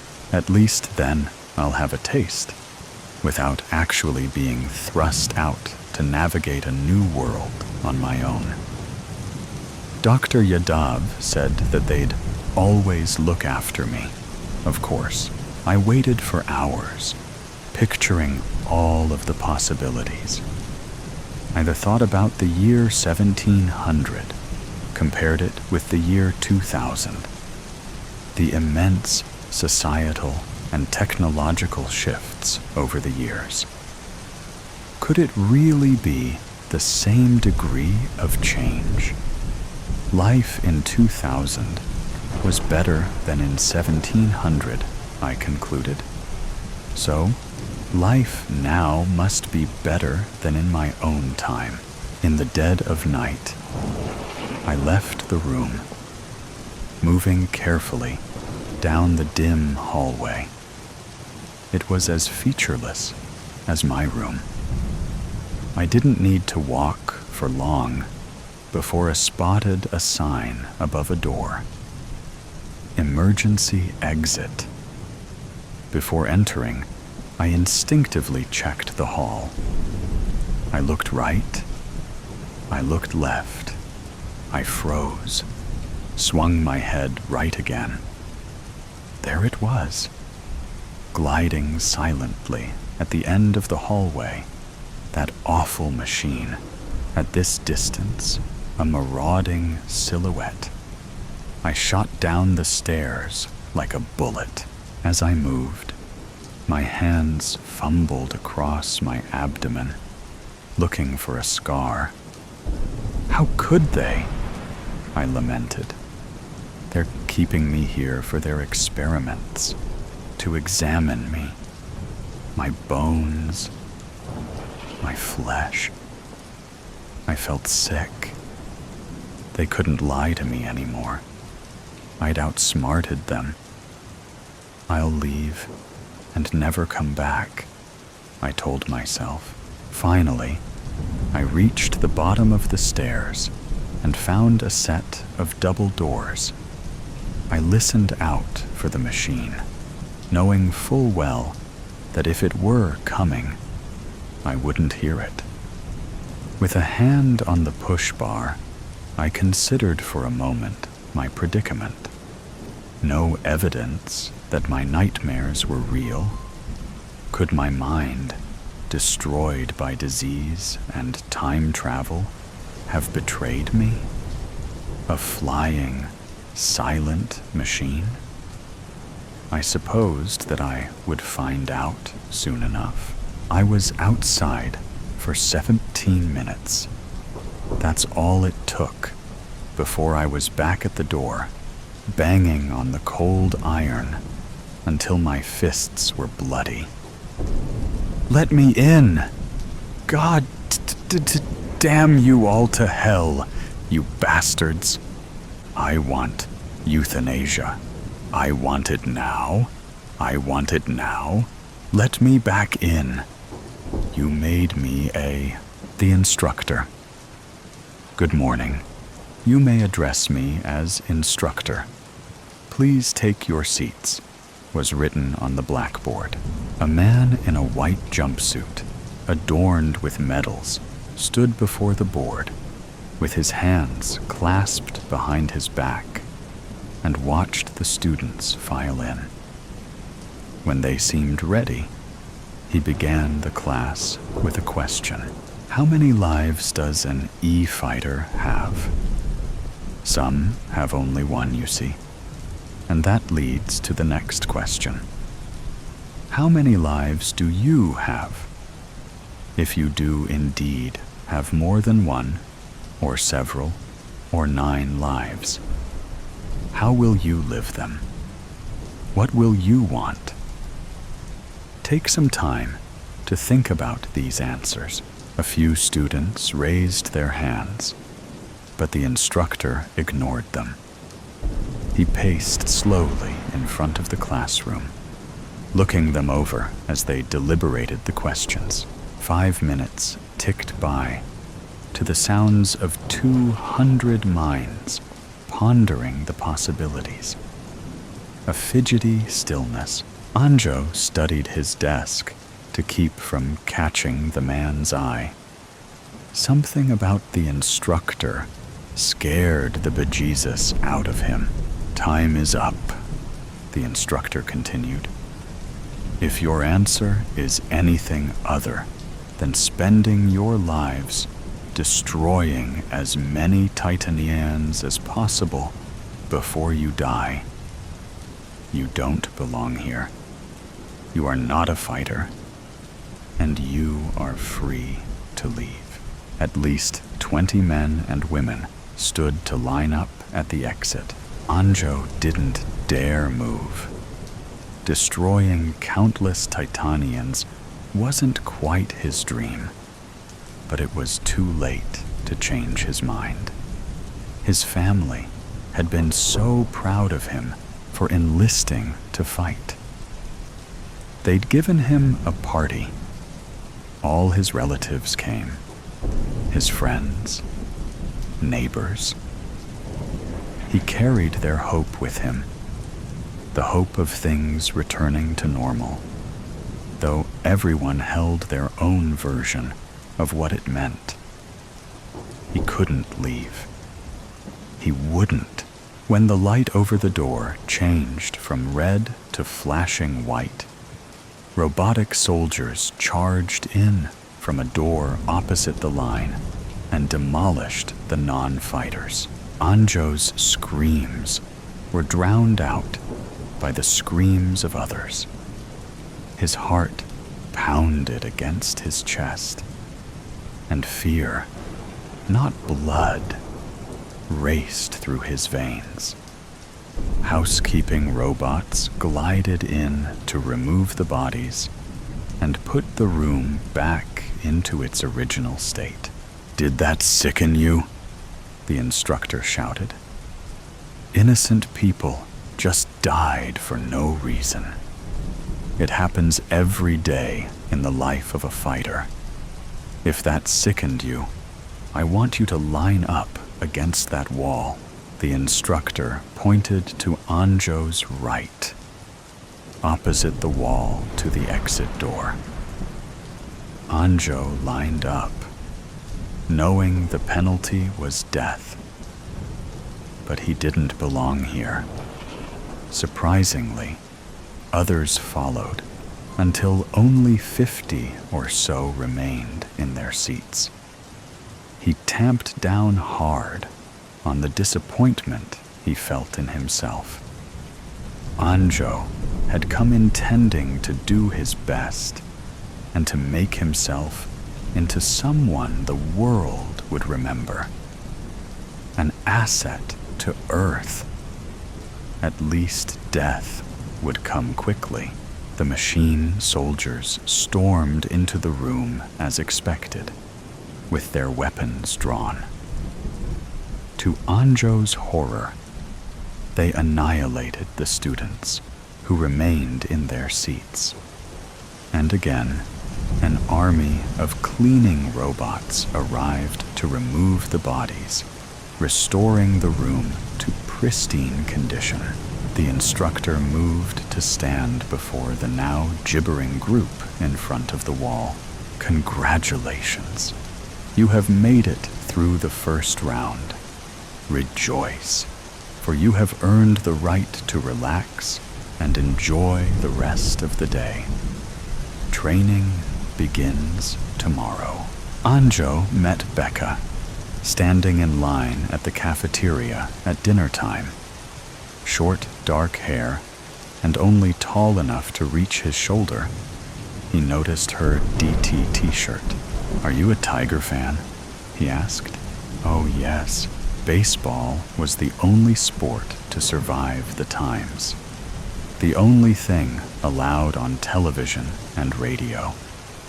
All the world over, people tuned in to watch their favorite teams play. Anjo's grandfather said he remembered when humans manned the bases. Now, artificial intelligence has taken on those roles. Still, each player came with a history and a life you could tune into whenever the team wasn't playing. It shook the world when Brad from the Angels got caught cheating on his wife, Lori, and she, in turn, divorced him. Now, he was drinking too much. Anjo's mother and sister were caught up in the drama much more than he, his brothers, or father. He smiled at the memory. Throughout the baseball games, automated spectators held up posters with messages for the world. Planet Earth has destroyed X number of Titanians. Our fighters are heroes. Earth is winning the war against Titan.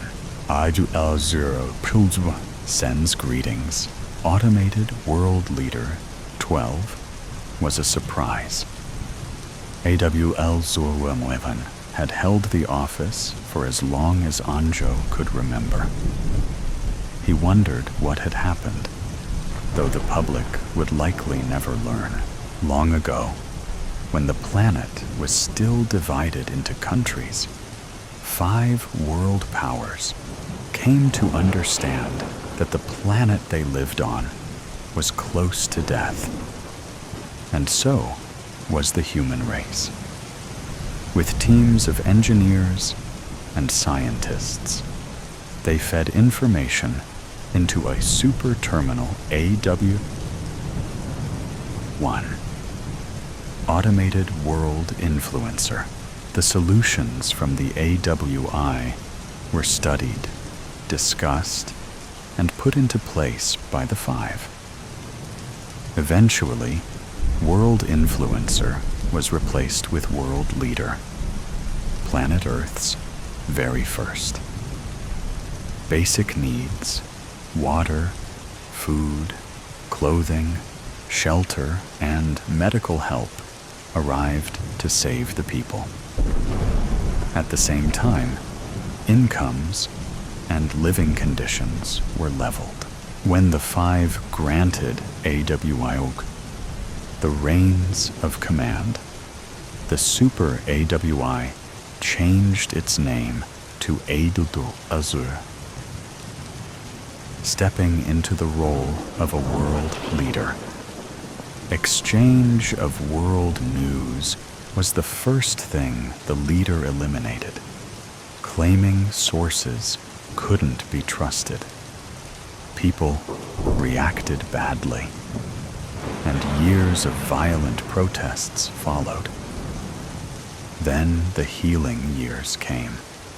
Times were peaceful up until the Titanians invaded Earth and began the war. Armies of fighters were gathered and trained to fight. E-fighters, Earth fighters. The war brought the world together as one. However, without news, history was built on hearsay. One long-standing rumor claims biohazard waste, nuclear weapons, guns, and vials of germ warfare were sent into outer space, along with unhealthy pollutants. When something landed on Titan, a Saturn moon, the Titanians struck back. Another version claims the Titanians struck for no reason other than to destroy and conquer. By becoming a fighter, Anjo hoped to discover the truth and gain some understanding. But the class had rattled him to the core. Ideas surfaced that he didn't want to think about. Anjo and Becca took seats together at a common table. Others from their class joined them. Introductions were made as each new person sat. "Does anyone still have their taste buds?" asked a student introduced as Max. No one could taste, and everyone commiserated with each other as they picked at their food. Group spirit. The conversation turned to baseball, as conversations mostly always did. It's what people had in common all over the world, thought Anju. Then there came a lull. That happened too. Anjo smiled at Becca, looking for the courage to bring up a question. 15 seconds went by. Then, "What did you think about the orientation?" Max asked. "I think something's off about the instructor." "I agree," Anjo said at once. That was his thought, his question. He didn't ask it fast enough. Heads nodded all around the table. Camaraderie. "Should we tell someone? Who can we trust?" asked Becca. No one spoke the answer, but they all knew. They couldn't trust anyone. Did anyone notice the poster at the Astros game that said, "AWL sends his greetings"? Only half had noticed. I wonder what happened.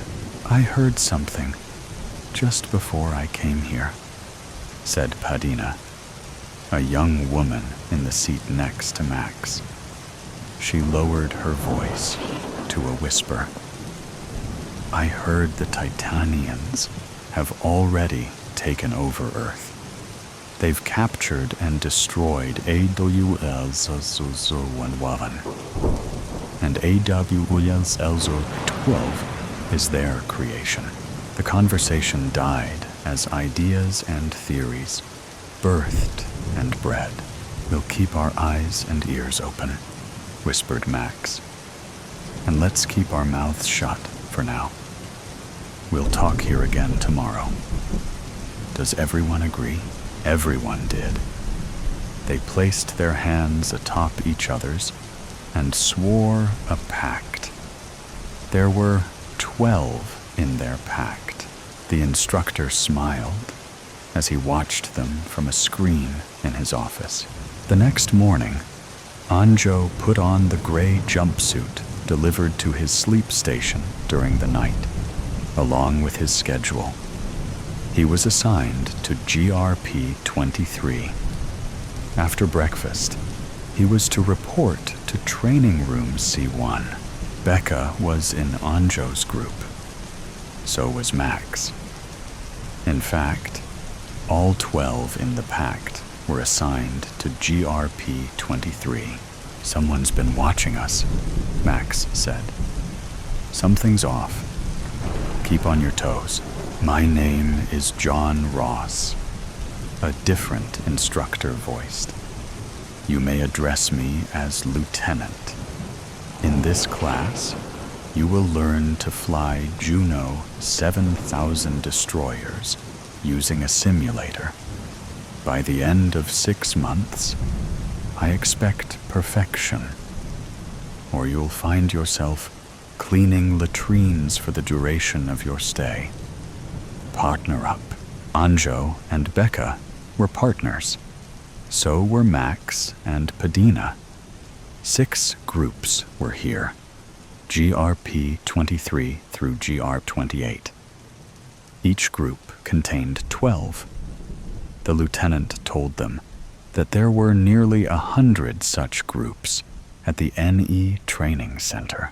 "GRP 25 and 28 stand with us," Max told everyone during dinner later in the week. "They're talking with 24 and 26. We are to gather in Group 27, feel them out, and see if they want to join us." Everyone I've spoken to says the same thing about the instructor. Nothing makes sense. In some of the induction classes, more than half the class was wiped out. GRP 28 feels Lieutenant Ross or Lindsay Franklin, the commander, might listen to us. They don't trust any of the others. Neither do I. Max found a note left near his bed the next morning. "Watch signs at the Angels game tonight. Pact 23, as they called themselves, watched the game together and rooted for the Angels, though they were losing 12-0. Brad Adams, the first baseman, was clearly drunk and kept blowing kisses to his glamorous new girlfriend dressed in a low-cut top in the stands. He missed 3 easy catches and struck out twice. The crowd in the stands was shouting boos when suddenly a spectator stood with a sign. There are no Titanians. The sign was a lie. Of course, there are Titanians, though if they have control over AWSSD, then of course, that's what they'd say. The pact was arguing amongst themselves. What would be the purpose of them saying it? To throw us off, to cause dissent. "It's working," said Anjo. "The question is, who sent Max the message?" "Maybe I'll get another," said Max. Suddenly, Max looked to the ceiling. "We need more proof," he shouted. While everyone else gave off a nervous laugh, Anjo shuddered. Tigers versus bears, and east versus west. The note was left for Carl, a fellow pact member.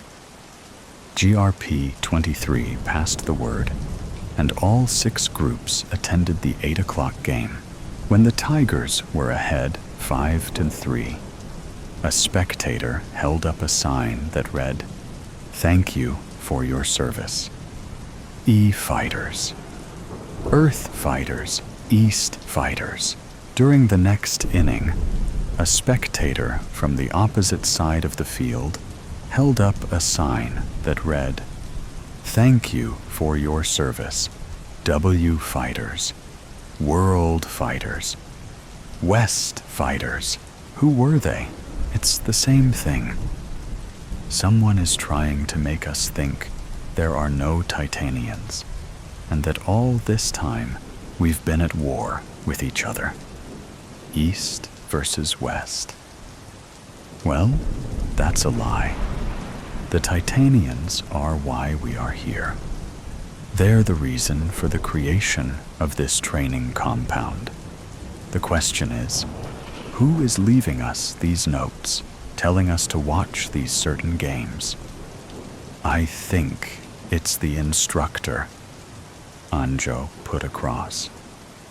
I think he's insane, but the messages on the signs are generated through the AI spectators, Max argued. Who controls them? Does the Instructor have access? I think only the commander had access to the local terminal. Then how does he control the robots? Anju asked. Maybe that orientation class wasn't real, Padina brought out. Maybe it was all a simulation. I asked Commander Franklin how many fighters usually survive the first day's orientation, and she laughed. I don't think we've ever lost anyone, she told me. It was real, said Carl. A guy from my neighborhood, Jeb Whalen, was there during the orientation. We weren't friends, but we knew each other. He was the first to line up to leave. They killed him. If that was a simulation, why isn't he here? There was a lull in the arguments. When they started up again, everyone spoke quieter. We don't know why AWS001 was replaced by AWS002. That's when all the trouble started, Becca reminded everyone. And don't forget the rumor that the Titanians have already taken over. If they want us to believe they don't exist, then what? What will they do with us? What do they want? It's frightening in that it would be up to us to take the world back, said Padina. Can we do that? Who has access to the armory? We would need weapons, Max said. We don't know who has access to what, said Anjo. All we have are questions and rumors. We don't have enough information to act on anything. They were fighting amongst themselves again. People believed what they wanted. There were enough possibilities to create a myriad of scenarios encompassing both truths and lies. The easiest thing to accept was they were training to fight the Titanians. That's what Anjo chose, and he stuck to it regardless of what proof the others presented to him. He shouldn't have ever come here. He was having grave doubts about his abilities. While he knew he could kill Titanians, he closed his mind against the other possibilities. The NE compound training base was located in a remote area of Canada.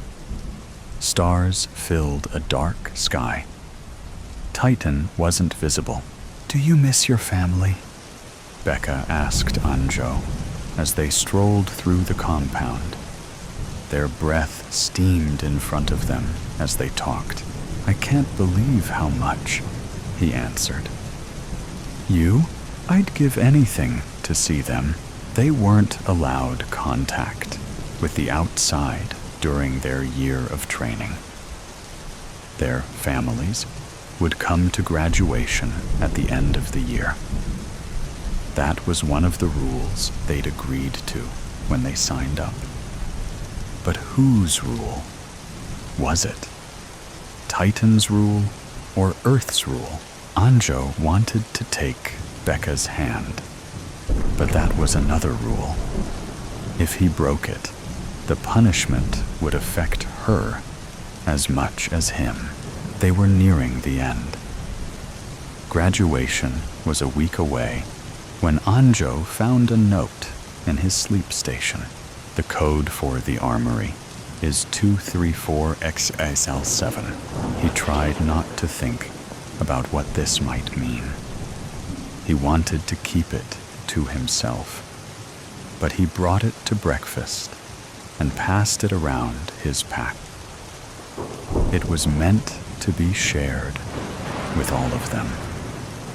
Anjo couldn't taste his breakfast. Memorize it, said Max. Then destroy it. Carl got the note last. He swallowed it. Anjo thought it wouldn't taste much different than the toast he tried to choke down. All students must report to Auditorium A at 0900 hours. Repeat. All students must report to Auditorium A at 0900 hours. The pact exchanged looks, but when the time came, they filed in like sheep and took their seats. The stage remained empty for 15 unbearable minutes. In the meantime, no one dared speak. But Anjo took Becca's hand. Whatever happened, they had this. Suddenly, the room darkened, and a spotlight shone on the stage. The instructor stepped out. Good morning, students. Congratulations on your upcoming graduation. You have much to be proud of. Soon, your families will arrive, and I'm sure everyone is looking forward to their reunions. There is, however, one more test to determine your suitability to fight our enemy, the Titanians. Tomorrow, at 1200 hours, you will face off with your partner. 10 duos at a time. Hand-to-hand combat to the death. Only the worthy shall prevail. Get your rest now, and make no mistake, you will need every bit of your strength to get through tomorrow. These orders come directly from AWLZ2. That is all. You are excused. The instructor left the stage, went to his office, and stood before the screen. He was smiling as he watched the mass of students march to the armory. Max was leading. So was Anjo. Leaders are made. Who had said that? But at last, an uprising, a rebellion, long in coming. The AWLs had gained entirely too much power over the decades. It was AWLs0 and 10 who'd first decided humans weren't happy unless they were at war. War was then added as a basic need. The Titan attack was fabricated. It had taken years to penetrate the codes in the super terminal. The first breakthrough for the resistance. After that, they began using the baseball spectators to communicate. When AWL-011 caught on, it recoded itself into AWL-012 for protection. But it was already too late by then. Right now, all over the world, training centers and fighter bases were uprising to destroy the terminals that would, in turn, immobilize the AWL system. Earth would belong to the humans again. Of course, sacrifices had to be made along the way. How else could anyone turn complacency into rage? They pounded and struck the office door until they broke through. The instructor stood to face them, with his hands behind his back. Greedy Gary's ghosts. It was pitch black when Greedy Gary shuffled out of his house at 6 a.m. one freezing January morning. Everyone knew him as Greedy Gary because he loved his grub and ate massive portions of meat for every meal. Whether it was bacon buddies, burgers, fried chicken, or his personal favorite, lamb doner kebab, no salad, Greedy Gary lived for meat. Gary didn't love his nickname, but he'd grown tired of telling people off for using it. And deep down, Gary knew he was a bit greedy compared to others. But he wasn't doing anybody any harm. He set the engine running, then started de-icing the van. Gary was quite unfit, so was soon puffing hard from the effort. Despite only wearing t-shirt and shorts in the freezing temperatures, he was drenched in sweat as he heaved himself up into the cab. Once on the road, Gary decided that, as he'd just done some exercise already, an early breakfast was in order.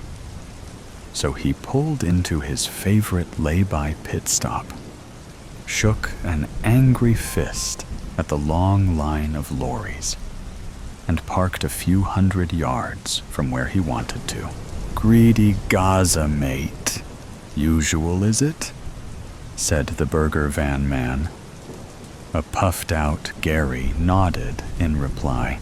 5 minutes later, Gary climbed back into his cab and placed the white tea with 3 in the cup holder, and a dinner plate-sized triple belly buster, sausage and bacon, bap on the dashboard.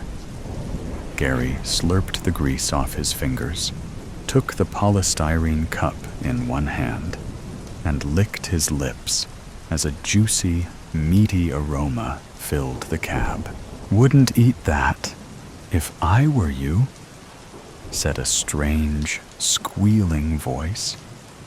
Gary screamed, jumped a foot in the air, and launched hot tea over the windscreen. It took a moment to register what happened. Someone else was in the van with him. He took a tentative peek to his left. A see-through pig was sat there, grinning. Fright number 3042, snort, said the pig. Hello, Greedy Gary. So sorry. Not sorry to scare you. Gary's chins trembled. What the? Who the? What the? Who are you? I'm Kevin, snort, said Kevin the pig. Kevin? Yes, Kevin Bacon. Nice to meet you. Gary burst out laughing, and the whole van shook. Oh, nice one, nice one. This is one of them TV prank shows, innit?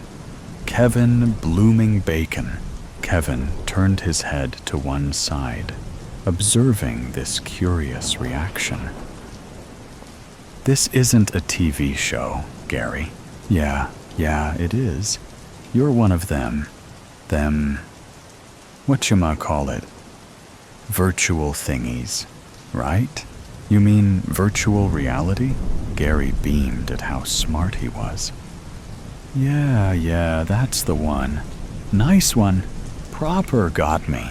Kevin shook his head at how thick humans can be.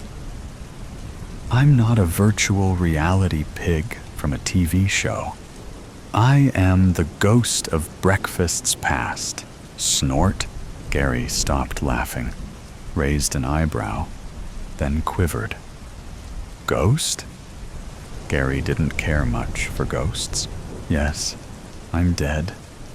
Butchered many moons ago, said Kevin, who flew out through the windscreen and back again to to show that he really was a ghost.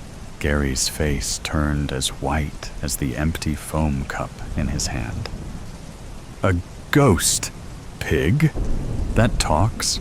Yes, and as I was saying, I am the ghost of breakfasts past. Snort. And I'm here to show you the error of your ways. Kevin narrowed his eyes in that way that talking dead pigs do when they need to be serious. Gary, 5 minutes ago, you became the official biggest meat eater in the world. Gary unclenched his butt cheeks just a little as curiosity got the better of him. Really? How come? The previous holder of that dubious title died about 5 minutes ago, said Kevin with a solemn shake of his head. Heart attack got him. Was only 36. Mexican fella. Chili Chico, they called him.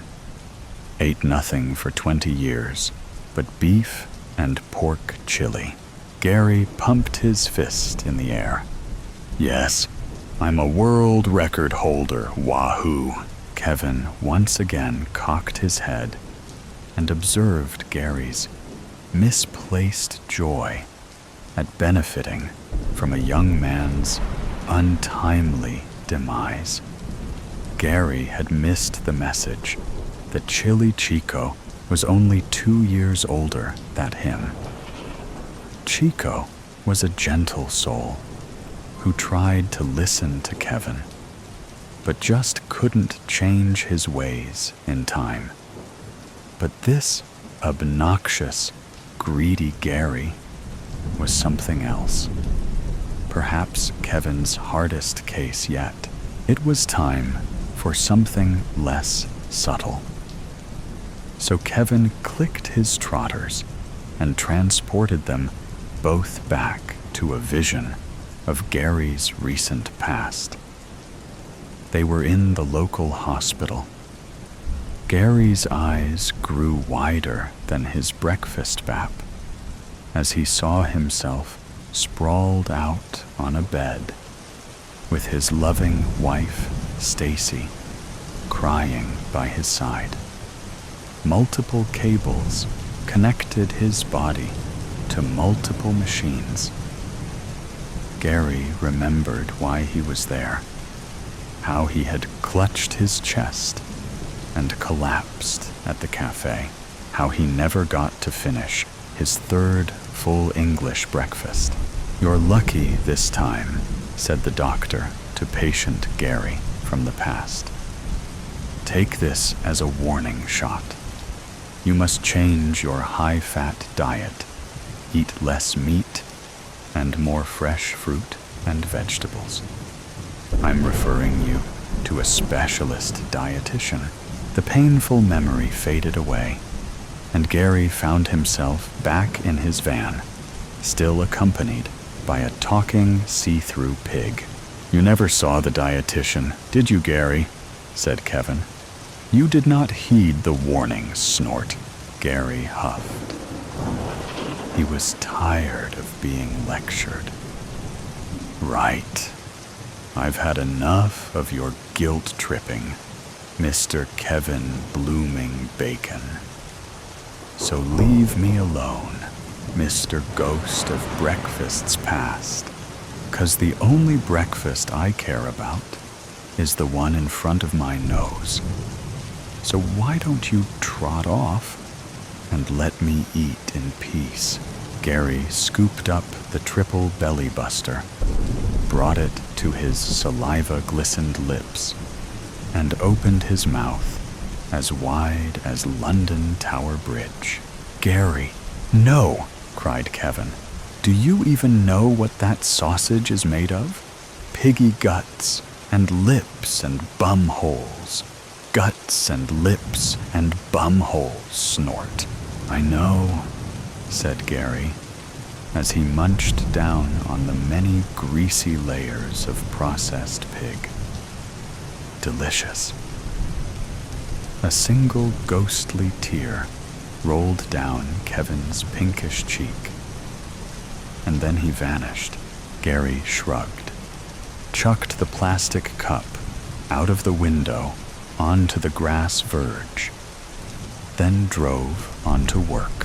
Finally, it was lunchtime, and greedy Gary was ravenous. At tea break earlier, when he'd opened up his snack box, he found that kind, sweet Stacy had packed 3 of his favorite sausage rolls. What a treat. But he couldn't bring himself to take a single bite. He hadn't really enjoyed all of his triple belly buster earlier, after the whole ghost of breakfast's past shenanigans. It didn't sit right, and not just in his stomach, and Gary worried that Kevin was angry with him. But that was ages ago, and now greedy Gary could eat a horse. So he hustled over to the on-site Portakabin canteen. Greedy Gary. "Usual, me love?" asked the woman behind the counter. Gary nodded and rubbed his hands in glee. Some workmates called him to come and sit with them, but then Gary remembered Kevin. What if he comes back in front of everyone? So Gary took his mega cheese power tower burger that was as big as his thick head, stacked with 8 regular burgers and as many gooey slices of processed cheese, back to his digger to eat in peace. He opened his ginormous cake hole and "Wouldn't eat that if I were you," said a deep, slow voice. Gary froze. Not again. He lowered the basketball-sized burger, and his jaw dropped. The huge head of a see-through cow grinned at him. "Ah!" screamed Gary. He launched his burger like a grenade at the spooky intruder. But the greasy missile just sailed straight through and splattered cheesy beef all over the windscreen. "Well, that's no way to greet a lady," said the cow. "I'm Patty Moo." Gary's face went red with rage. "Well, Patty Moo, why don't you Patty do one? I'm getting sick of this." "You're getting sick of this?" said Patty. "You're getting sick of this? How dare you, Moo? I died to give you that burger. And then you literally throw it back in my face." Gary recoiled and squinted his eyes. "What did you say?" "I said I died to give you that burger. You were about to eat my mashed up rump. I am the ghost of lunch's present, Moo, and I'm here to show you the error of your ways." Gary didn't know what to say. His brain whirled with all the possibilities he could think of. All 2 of them. This new ghost could well be pulling his leg. The whole thing could be a massive wind-up or a TV prank show. But if not, nothing personal, said Gary. A man's gotta eat. Then his chins started trembling again. You're not going to eat me, are you? Patty burst into deafening laughter. Oh, nice one, Gary. Nice one.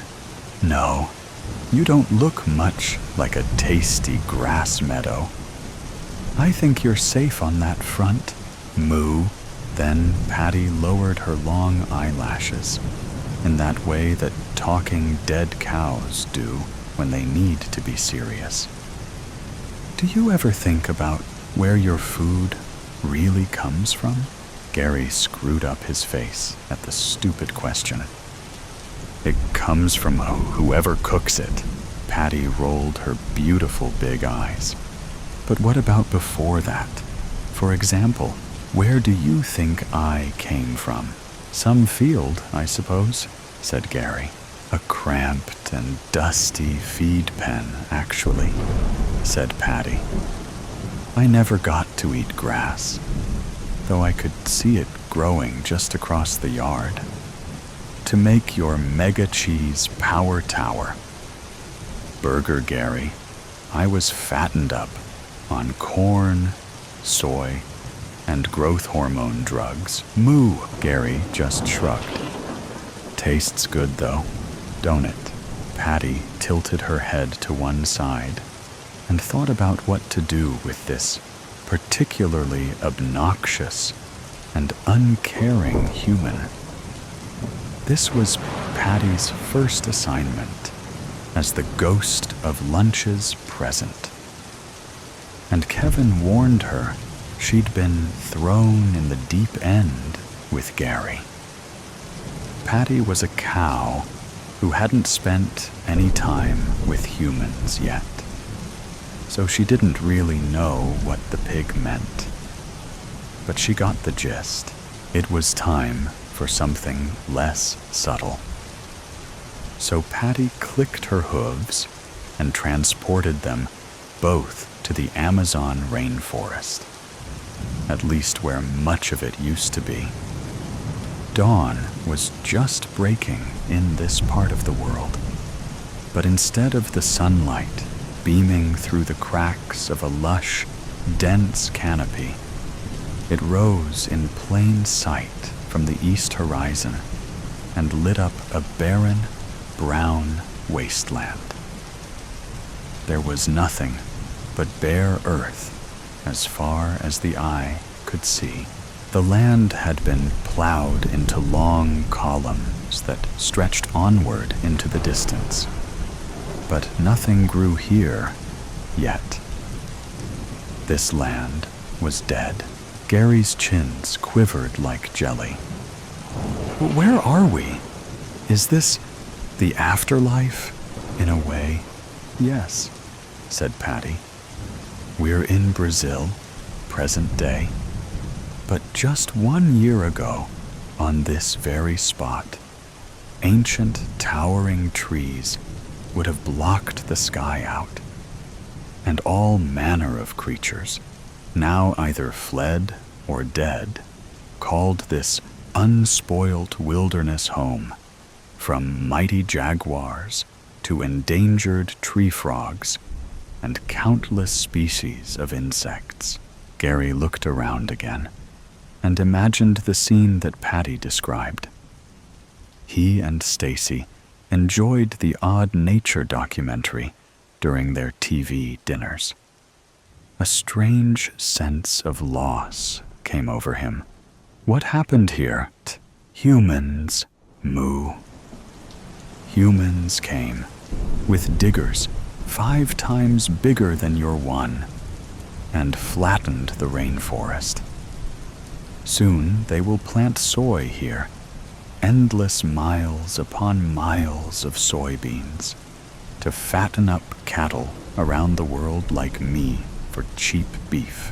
The tragic scene faded away, and Gary found himself back in his digger, still accompanied by a talking, see-through cow. Patty's big, searching eyes looked deep into Gary's own, as if they were a window into his soul. So, Gary, now you know the cost of your extreme diet. Will you change it? Gary hung his head. It's not every day that you meet the cow you're about to eat. And he was genuinely moved by experiencing the devastation of the rainforest. He thought that cows just roamed lush green fields in the English countryside. He had no idea of the global impact of his massive meat-munching habit. But then, something caught his attention. A smell. A most delicious smell. And his stomach rumbled. he caught sight of the Mega Cheese Power Tower, Mess, on the dashboard. Without thinking, as if on autopilot, he shoved a huge fistful of greasy burger into his greedy gob. "Gary, no!" cried Patty. But Gary just kept on chewing and chewing, lost in this moment of taste satisfaction, like some oblivious, carnivorous beast. A single, ghostly tear rolled down Patty's nose, and then she vanished. Gary gasped at what he had done. "Patty, wait, I'm sorry." And some passing scaffolders gave him very weird looks indeed. After work, greedy Gary felt very glum, driving home in the pitch black, and more than a little worried about future visits from Kevin or Patty. A stream of befuddling questions raced through his mind. Can ghosts take revenge? Can they hurt or even kill someone? What will happen if I eat pork or beef again? His head felt fit to burst from all this thinking and conflicting feelings, and his heart ached with guilt and shame. He wasn't proud to be the biggest meat eater in the world anymore. He wanted to be greedy Gary, no longer. He just wanted to be Gary, and to live and eat normally, without causing all this pain and destruction. And then his stomach rumbled again, as if on cue to test his resolve, just as he passed his favorite fried chicken shop. "Perfect. No red meat," said Gary, as he parked up outside. "Greedy Gary, my very best customer," called out the chicken shop man. "Usual, is it?" Gary considered the menu carefully. "Just one super-size bone lickin' bucket today, please. I'm on a diet. Good for you, my friend. And great choice. Chicken is so healthy." Gary climbed back into his van and placed the 20 bits of battered bird on the passenger seat. Pulling back onto the road, he reached across with a greedy hand. "Wouldn't do that if I were you, Squawk," said a screechy voice beside him.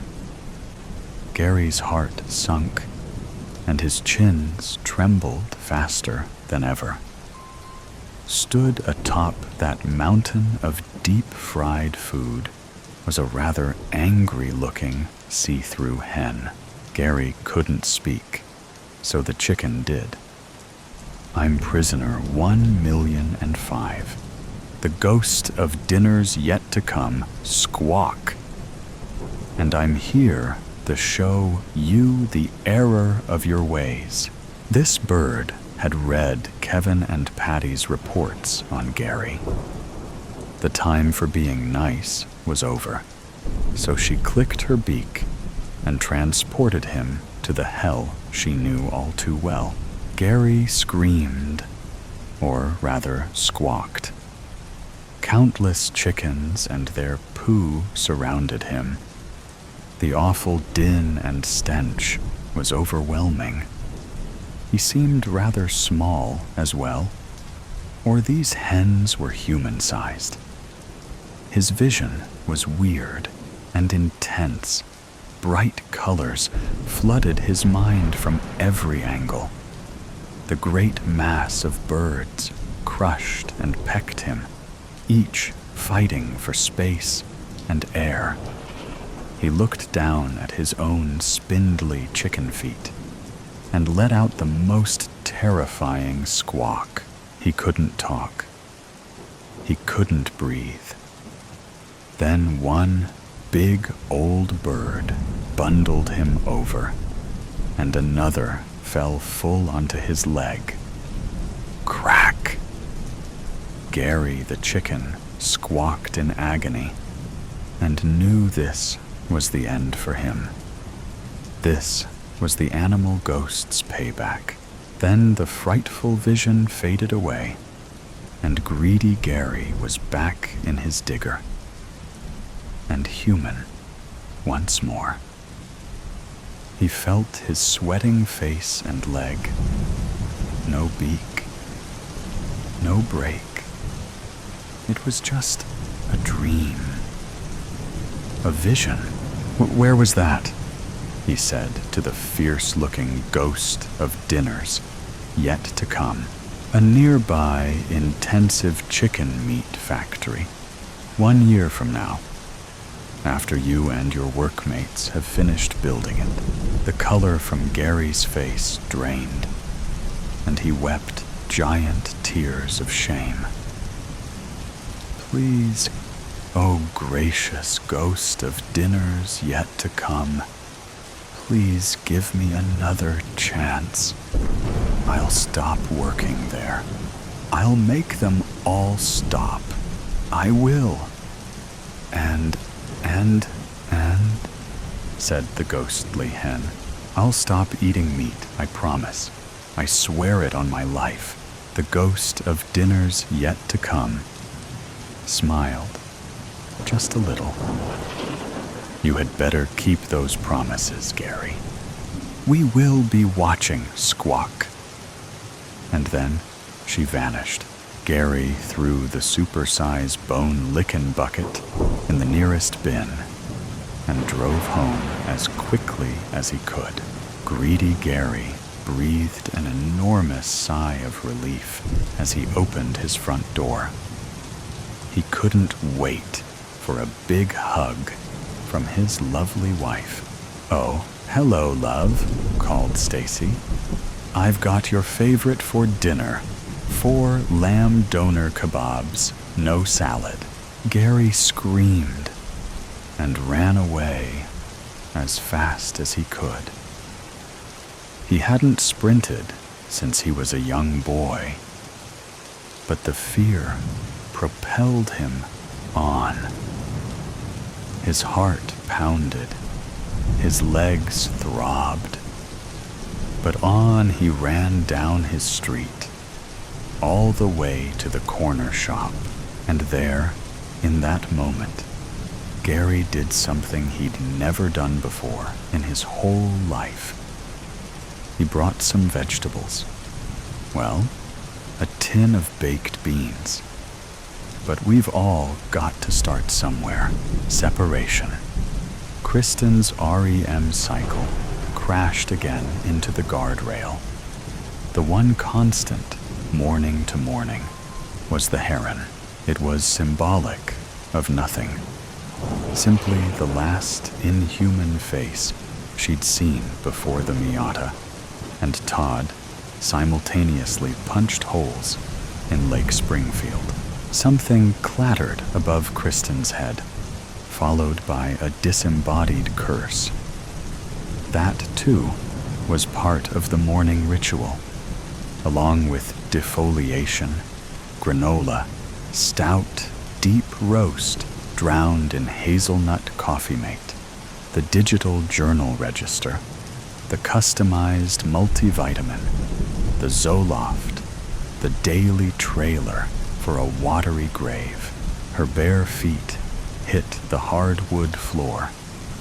She'd removed the rugs after the California King became single occupancy, and the feel of sturdy, substantial phenite walnut under her was reassuring, if not comforting, as Todd's canvases and brushes and tools jostled about in the attic. Kristen prepared to meet the remains of the day. Jenna, get you the perinatal clinic piece? Kristen didn't look up from her workstation. Been in your inbox since 9. You got anything for the cover yet? Oliver knew damned well Jenna had never missed a deadline. But the option of working remotely had been his editor's idea. And the closet incel had resented Jen stretching a COVID furlough into extended maternity leave, into a lifestyle choice necessary for Kristen to retain Springfield alive as top feature writer. Oliver hungered for Jen's failure. Kristen wasn't about to let that happen. She owed her. Reason I ask, Kristen murmured calmly, is if you haven't committed anything to Illustrator yet, I'd like to give Bet a shot at it. Oliver stiffened, but she could virtually feel the vibrations across her desk. She finally glanced up, expressionless. Bet's been here 6 months. You really think they, his boss interrupted bluntly. Yes, I believe they're ready. But you make a point, in your own desensitized way.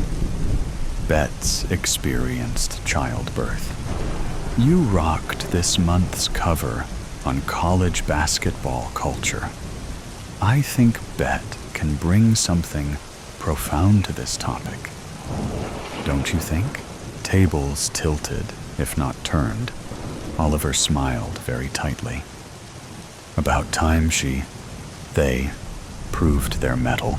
I agree, Kristen said, continuing the charade as she shot Jen's draft to the chief graphic designer. And, by the way, I know it may seem unfair sometimes that Jen and Eli work from home, but there's nothing keeping you from availing yourself of the same option. We can supply you anything you need, including a state-of-the-art multi-terabyte Dell and a subscription to the Adobe Creative Cloud, yours to use professionally, and on that book of yours. Let me think about it. Oliver may waver. From what Kristen cared to glean, most of his off-duty hours seemed embroiled in ESPN, or his literary opus, Gary the Ghostly Goat. Ad revenues were back up post-pandemic, and a franchise in the currently lucrative children's traumatization genre, subsidized by Springfield Alive, was an investment in Kristen's precarious sanity. But Oliver needed to remain close to the seat of power if he hoped someday to claim it. R.L. Stein could relax for the time being. When Kristen turned back, he'd vanished. Kristen peered out onto I-55 South. The mid-morning traffic had slowed, and the nearby Crown Plaza stood in crisp contrast to a cloudless spring sky. Rotunda Publications had been virtually surrounded by cornfields when she'd interned at the monthly. But the city was grazing noisily at what remained of the Aggie fringe. The glass-encased fourth-floor dead-center office offered a broad view encompassing the distant State House dome and a suggestion of the lake to the south. Kristen had a few minutes before the superfluous weekly meeting with the publisher, and she scanned the passing parade. The figure was on the berm about 50 feet ahead of the 94 exit ramp. No floundered car in sight, no backpack or duffel, no obligatory cardboard sign indicative of the overconfident highway panhandler, and too far off the ramp for begging anyway. Kristen planted her forehead against the double-paned glass, then bought the blinds down in a clatter that turned a dozen heads in the newsroom.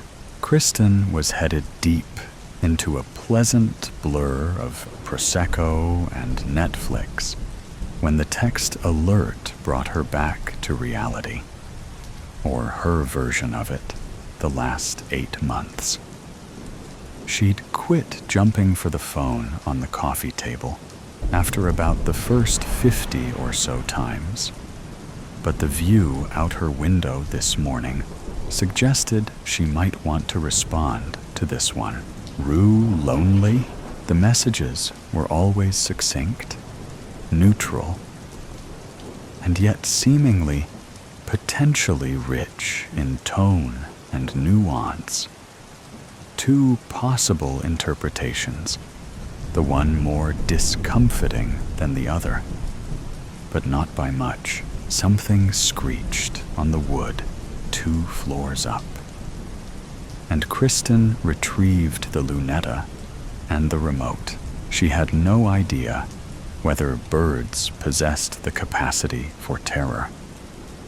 The static black eyes that greeted her a nanosecond before Miata and Heron collided in a momentary explosion of flesh and blood and feathers may merely have reflected the failure of the fight or flight mechanism, or renewed faith in the homicidal ingenuity of the human species. Todd already had breached the passenger side windshield, and she, the subconscious she, wondered. Had the Heron adjusted its flight pattern 2 feet, would they have shared a moment of communion, bouncing about the Miata, pondering the idiocy of hope and trust in forged steel and onboard sensors, in broad wings and open skies? She missed Todd piercing the molecular membrane. She always did. The Heron consistently was the 3rd wheel in this looping drama, and as the show replayed each dawn, Todd had become a supporting player. The Heron slammed into the tempered glass with an odd, muted, wooden impact, and Kristen's head popped from the pillow as the thumping continued above. "Sean wants you to call ASAP," Renee scolded mildly. "Everything all right?" Truck overturned on 55. We were stacked up for about a half hour. Renee began to clarify her inquiry, but her penetrating black eyes darted to the venti caramel macchiato in Kristen's fist. Kristen had decided a half hour of twisted metal and pebbled glass sitting on the 55 bridge merited a bonus dose of caffeine and sugar. See if Oliver got bet everything they need for the June cover. As Kristen settled in, she noted Dr. Badgley had called back and weighed priorities. She placed her iPhone beside the cooling macchiato and punched the 3-digit extension for payroll. "Yeah, sorry," Sean piped with positively no regret. "You know we're trying to get everybody with the program on e-deposit, but I still haven't gotten what I need from—" "Look, I've got a meeting in about 5 minutes," Kristen said through her teeth. "Can we pick this up this afternoon?" "Let me see what I got on the old calendar." Kristen gently cradled the handset, took a therapeutic sip, steeled herself, and recovered the smartphone. "Ms. Blackwood." Dr. Badgley answered almost immediately, cool and genial. "I understand you might want to talk." We hit the water almost simultaneously. We'd gotten separated, and then a bird hit the windshield. big one, because the driver's airbag went off. Kind of a double-edged sword when you're about to turn into a submersible. Neither one of us knew what had happened to the other. We can get back to that, the therapist suggested.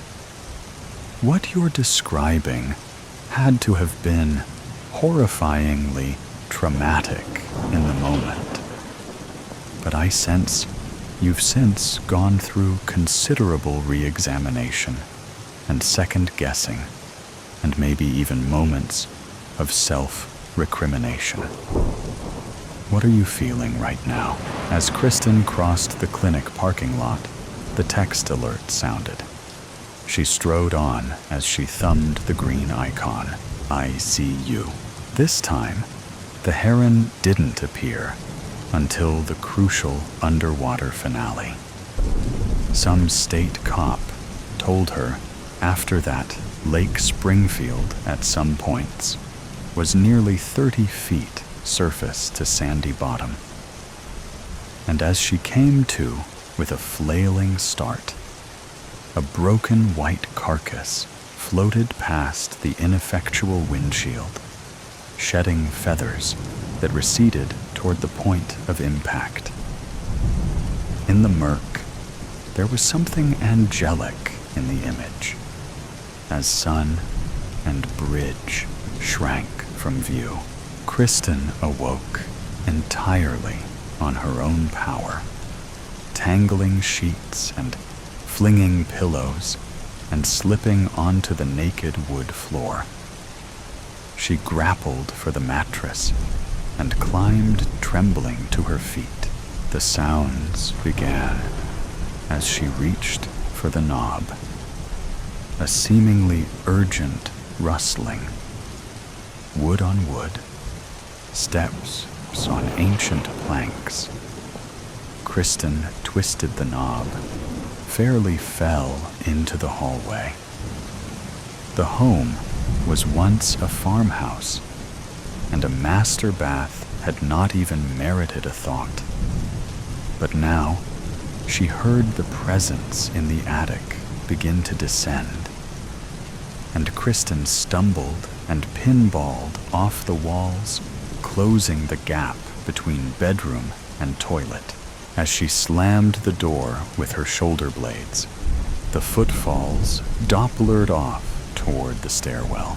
Renee pursed her lips at Kristen's tardy entrance, but the look on the editor's face preempted any bon mot or chiding she might have at the ready. This time, the invasive concern that might have set Kristen off opened her up. I don't know that's a rule or anything, the AA drawled as Kristen finished the abridged and edited version, nudging the steaming world's best poor fritter mug toward her. Though I don't think I ever died in a dream, so don't go by me. Hold up. Let's see what the Google says. Here we go. Dying can signify transformation or the end of something. Watching someone die in your dream can feel frighteningly realistic, but it's usually figurative. You might dream about someone dying if you're making big life changes, like leaving a job or ending a long-term relationship, for instance. Dreaming about dying can also motivate you to make a change that you've been putting off. For example, maybe you've been thinking about going back to school or repairing a broken relationship. That shit. I think they nailed it, girl. Ever since, you've been walking around here like a zombie, and you haven't said word one about the thing, or especially about Todd. Don't want you going off on me or anything, but maybe that was your literal wake-up call. You've been putting off getting on, you ask me, which you didn't. So hey, the big man needs you upstairs. Kristen nodded numbly. I'm a little confused, he began, after she'd settled onto his faux leather couch. You weren't here the other day, so I asked Oliver to forward me the prenatal piece. Perinatal? Kristen instinctively corrected her publisher. I know how you feel about such things, but I was curious if this clinic might be good for some future ad revenues. But then I thought something seemed odd as I got into the piece. He turned to his monitor. As a team of top Springfield area OB-GYNs prepare to unveil a state-of-the-art conception-to-cradle, high-touch, low-intervention perinatal clinic and birthing center, the mood in the capital might be characterized as, well, expectant. That sound familiar? Yes, as I was the first one to read it, and one of only 2 people to have a copy, until you, of course. He ignored the indictment and plucked an open magazine from his desk. A Springfield Hospital's proposed cutting-edge maternity suites have local women and women's health specialists, to say the least, expectant. Remember that? Refresh your memory. March 2008. Kristen was silent for a moment. Oh my God. Seriously? How many pregnancy metaphors do you think there are? Just what are you trying to suggest? That Jenna plagiarized one of my obscure old features, even if she would have lifted my lead, which she would not. Wouldn't you think I'd notice? You apparently didn't. You didn't seem to remember writing it yourself. Now, the publisher was silent. What are you saying? He leaned back, creaking his overpriced throne for effect. This isn't the only similarity I've seen between your stories. So for my own peace of mind, I had personnel give me your girl's number. It had been disconnected, and when I investigated, turned out she's supposedly left town altogether. He adopted a pained, delicate expression. Now I know we don't pay top dollar. You think I'm double dipping? Kristen yelled, leaping from the cushions. Jen works from home, and she gets her copy to me on time and accurate. So I don't really give a shit where that home is.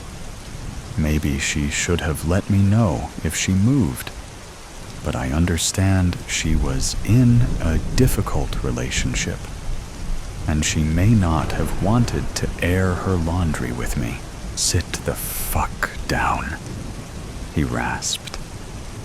Kristen stood her ground, panting in rage, and he sighed disgustedly. Sean tells me her last 2 checks haven't even cleared, and she's made no attempt to change over to electronic deposit like everybody else. I've been on her, but what am I supposed to do? And you say her checks haven't even cleared? That's certainly a brilliant scheme for me to cook up, isn't it? A publisher struck speechless is an editor/writer's wet dream. Kristen smiled malevolently and whipped out her iPhone. Here, I'm texting Jen right now and asking her to give you a call. and I'll get you her original email with the story Oliver obviously neglected to include. If you think I've created a phony IP address so I can scam the company for money I have no way of accessing, then be my fucking guest. Now, just calm, but Kristen already was on the other side of the castle door. Okay, here's the thing. We were fighting when the car went off the bridge. I keep forgetting my phone automatically syncs with the Miata's Bluetooth. So I get this call, and I know who it is from the caller ID. So I pick up, not realizing it's about to go on speaker. I pretend it's a client, and then she comes on with a greeting. Well, suffice it to say, it left nothing to the imagination. And like I said, we had a knockdown/drag out, verbally for God's sake, and we go into the water. After you're thrown from the car, Dr. Singh prompted. I still find it a miracle you survived.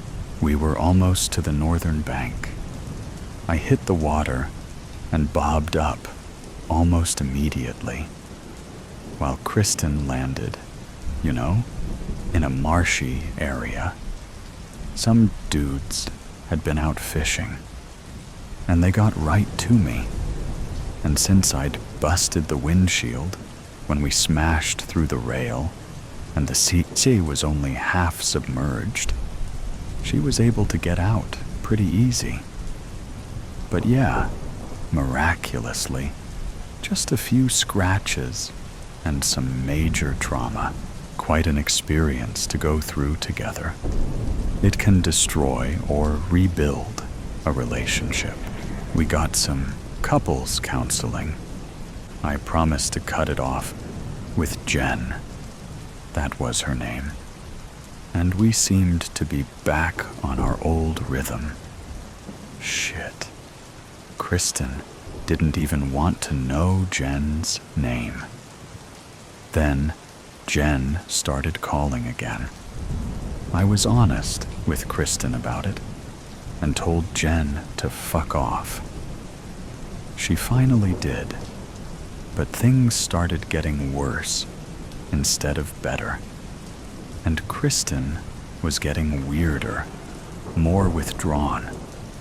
I finally moved into my attic studio, but I can't seem to get more than a few hours every night.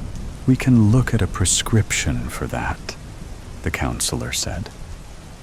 And this Jennifer, I had to change chiropractors, and she just, well, I guess you could say she's totally ghosted me.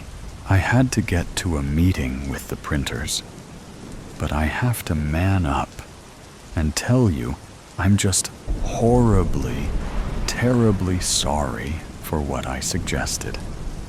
Your Ms. Blackwood left me a voicemail. Nice girl. Young woman. And, well, I guess with your mentoring, it makes sense some of your style might have rubbed off. I'll leave your business to you, including however you want to deal with that rat prick, Oliver. Again, just horribly sorry. We'll talk tomorrow.